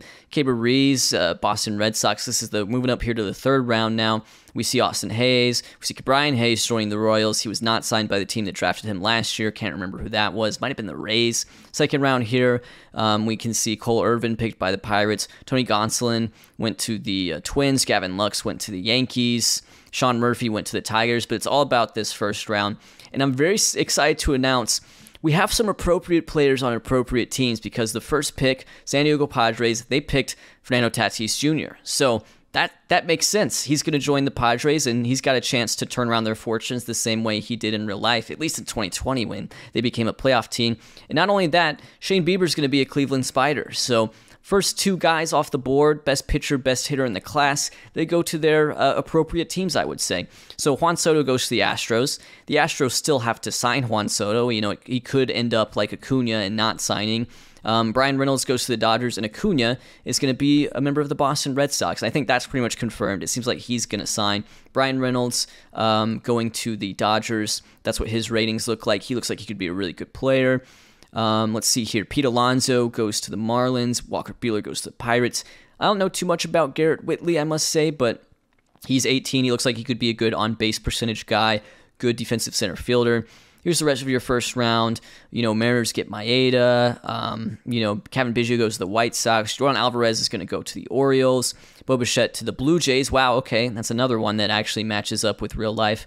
Will Smith, the catcher, goes to the Cardinals. Vladimir Guerrero Jr. goes to the Rangers, although with Guerrero, it looks like he can hit, but yeah, it might not turn out to be the Guerrero that we all know and love, the breakout guy from 2021, who was previously like a #1 overall prospect. But yep, there's your first-year player draft. No doubt headlined by like that top 6 or 7 or so. Tatis Padres, Bieber Spiders, Soto Astros, Reynolds Dodgers, Acuna Red Sox, Buehler Pirates, Pete Alonso to the Marlins. 75 home run power potential for Pete Alonso, so definitely look like a guy who could lead the league in home runs relatively soon even.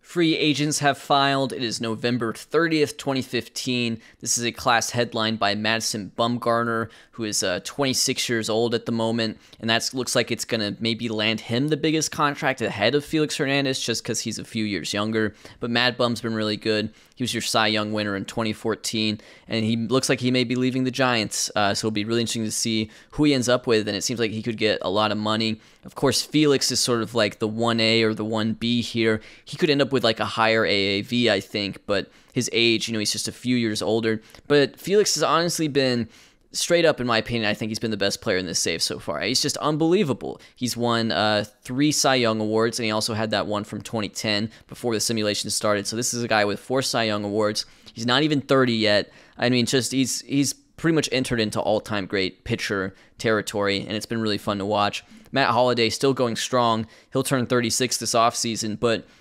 age is but a number to him. Like 170 OPS plus in 2014, 161. He hits, man. He just continues to hit. Potentially leaving the Cardinals. That's Matt Holliday, the #1 hitter in this class. Starlin Castro is very young. He's only 25, but he's hit free agency. The Rays traded for him in his final year of his contract. He played really well for them in a contract year. Now he's a free agent. I'm curious to see. Maybe the Rays will think about bringing him back, although it's going to cost them quite a lot of money. Miguel Cabrera is a free agent. Boston and Detroit are interested. Those would be an interesting fit. Obviously, if he went to Boston, it'd be interesting to see what they do with, is Ortiz going to stick around? Is Ortiz going to play next year? But yeah, Miguel Cabrera had a really nice season last year, 147 OPS plus, 930 OPS, good hitter. I mean, still, pretty close to the top of his game, although, he won the MVP in 2012. That was the first year of the simulation, and he hasn't put up a season quite that good since, but great player. Prince Fielder also hitting free agency, so that's kind of a double whammy there for Detroit. Prince Fielder led league in home runs and runs batted in last year. I should say the American League, that is. He continues to play really well. He's 31 years old. He has 355 career home runs, so I think the chase for 500 is on for Prince Fielder. I believe in real life he hit 319 home runs before he had to retire. So it's good to see him still going strong.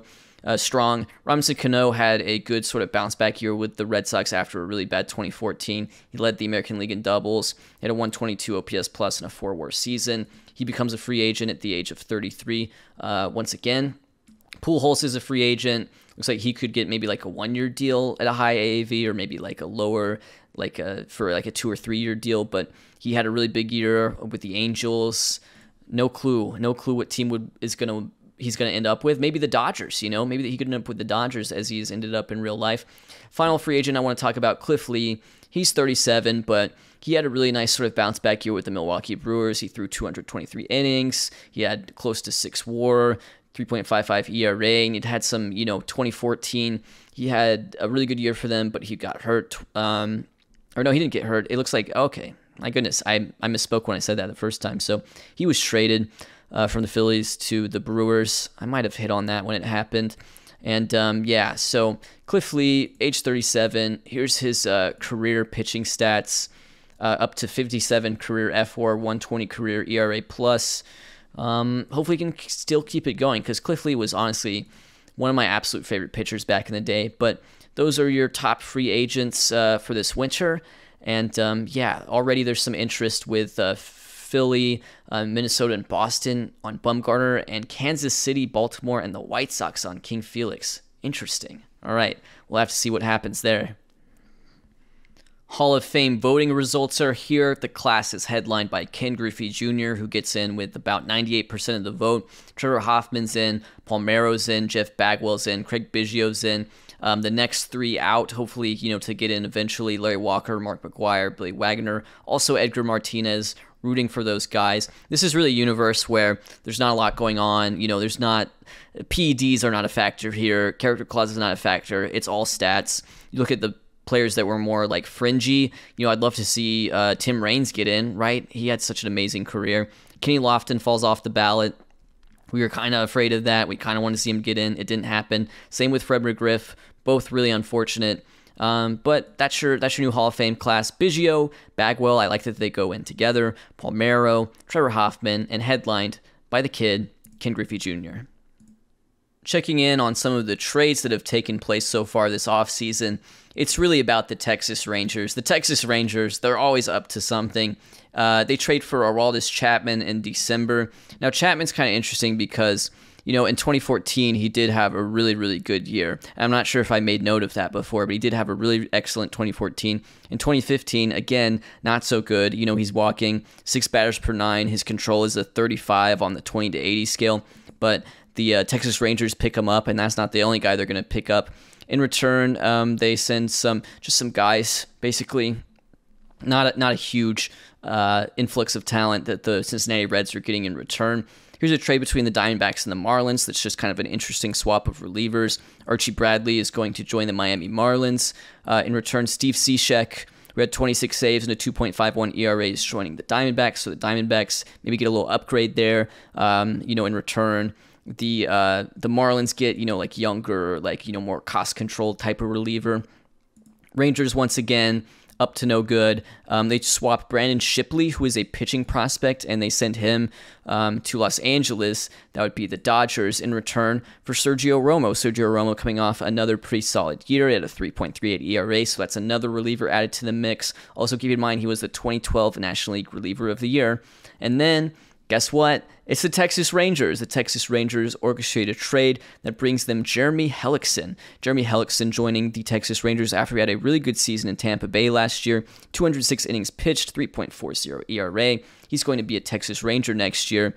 Who else was involved in this trade? Andrew Suarez is in this trade. He joins Tampa. And so does Mike Gerber, an outfielder. So some younger 23-year-old prospecty guys, but guys who could also be close to big league ready that the Tampa's getting in return.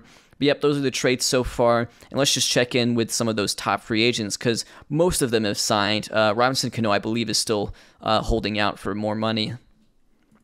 Still some good free agents available. No doubt that's headlined by Robinson Cano. He has interest from St. Louis, Minnesota, and Philadelphia. Jake McGee also still available. Didn't mention him, but he's been one of the top relievers in this save so far.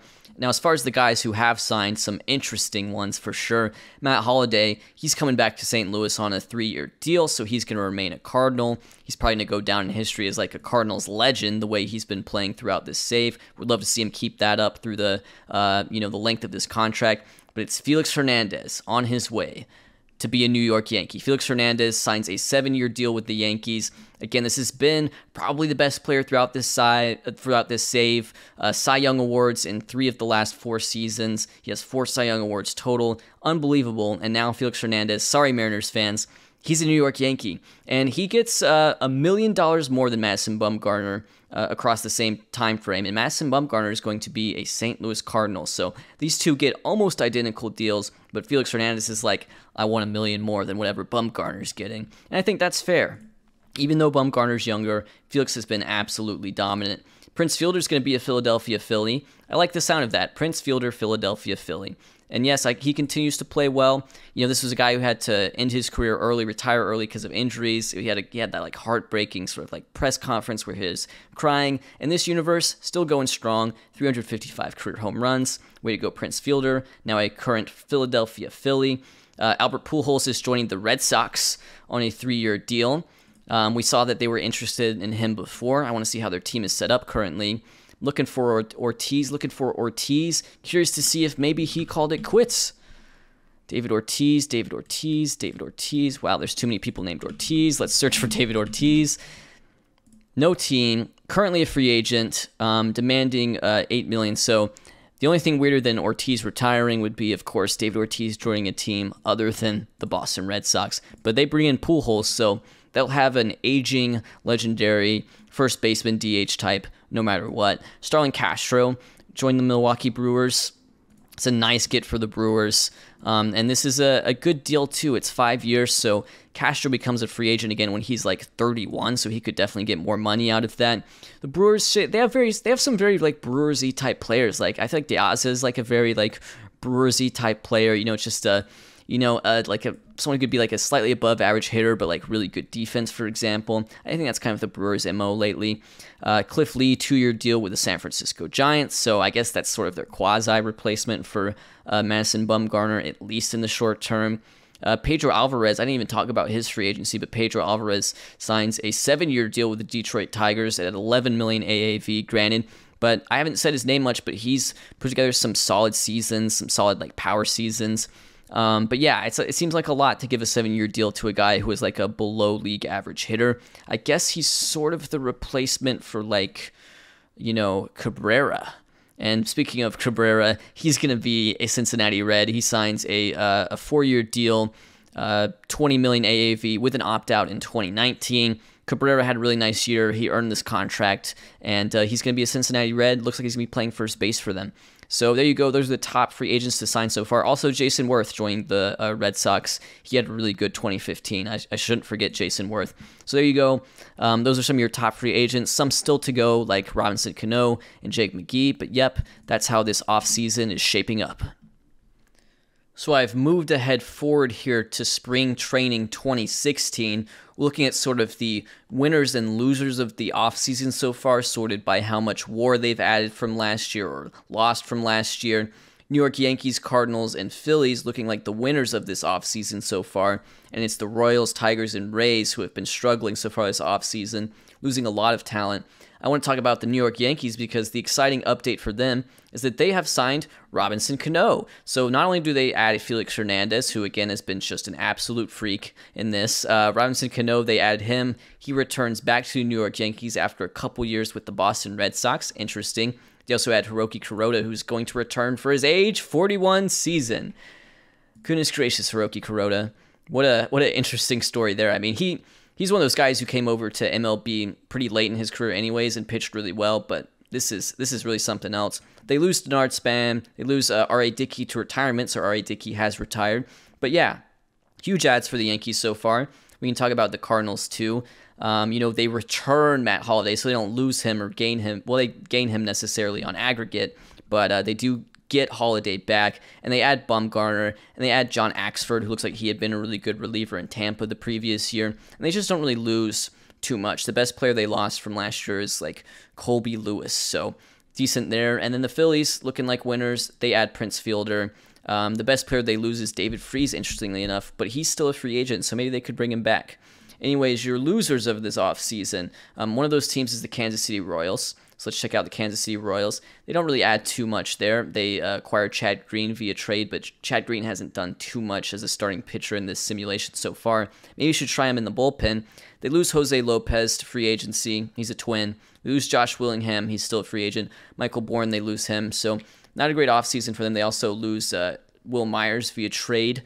And then Detroit Tigers, another team not doing well. So interesting to see what'll happen here in the American League Central. It's just a lot of talent seems to be exiting the division. No more Miguel Cabrera, he's on the Reds. No more Prince Fielder, he's on the Phillies. No more Jeff Francis, well, he could still come back. And then it's the Tampa Bay Rays, who have lost 19 WAR so far, which is just crazy to think about. But Starlin Castro's gone, Jason Worth's gone, Hellickson was traded. Jake McGee and John Axford. Jake McGee's still available. Jake McGee's probably still the best free agent left on the market. But yes, as far as offseason winners and losers, that's what it's looking like. Some nice ads for the Yankees, Cardinals, and Phillies. We'll see how that translates in the regular season.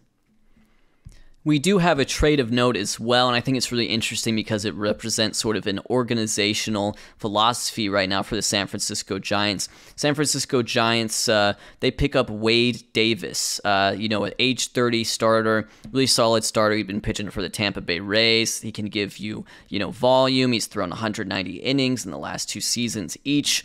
In return, they give up Matt Duffy to the Tampa Bay Rays, and Duffy had been sort of like a solid role player for them. He'd split some time with AAA, and he'd done well. So, the Rays, they get the young, cost-controlled guy, right? Freddie Peralta also involved in this trade. He's going to go to San Francisco. He's only 19 years old at the moment, but you can keep that in mind. Freddie Peralta now in the San Francisco Giants system. What it really comes down to for the Giants is, Wade Davis. This is a team that's trying to move on from losing Madison Bumgarner. And the way they've done that is by going after, some veterans that can really eat innings in a quality way. That's Cliff Lee, who they signed in free agency. That's Wade Davis, who they just traded for, and also Ryan Dempster. Ryan Dempster was absolutely dominant in 2014. He had a 2.37 ERA. In 2015, only started 11 games. But yeah, this is a team trying to make up for the loss of Bumgarner, trying to keep that championship window open. That's where the San Francisco Giants are at on opening day 2016.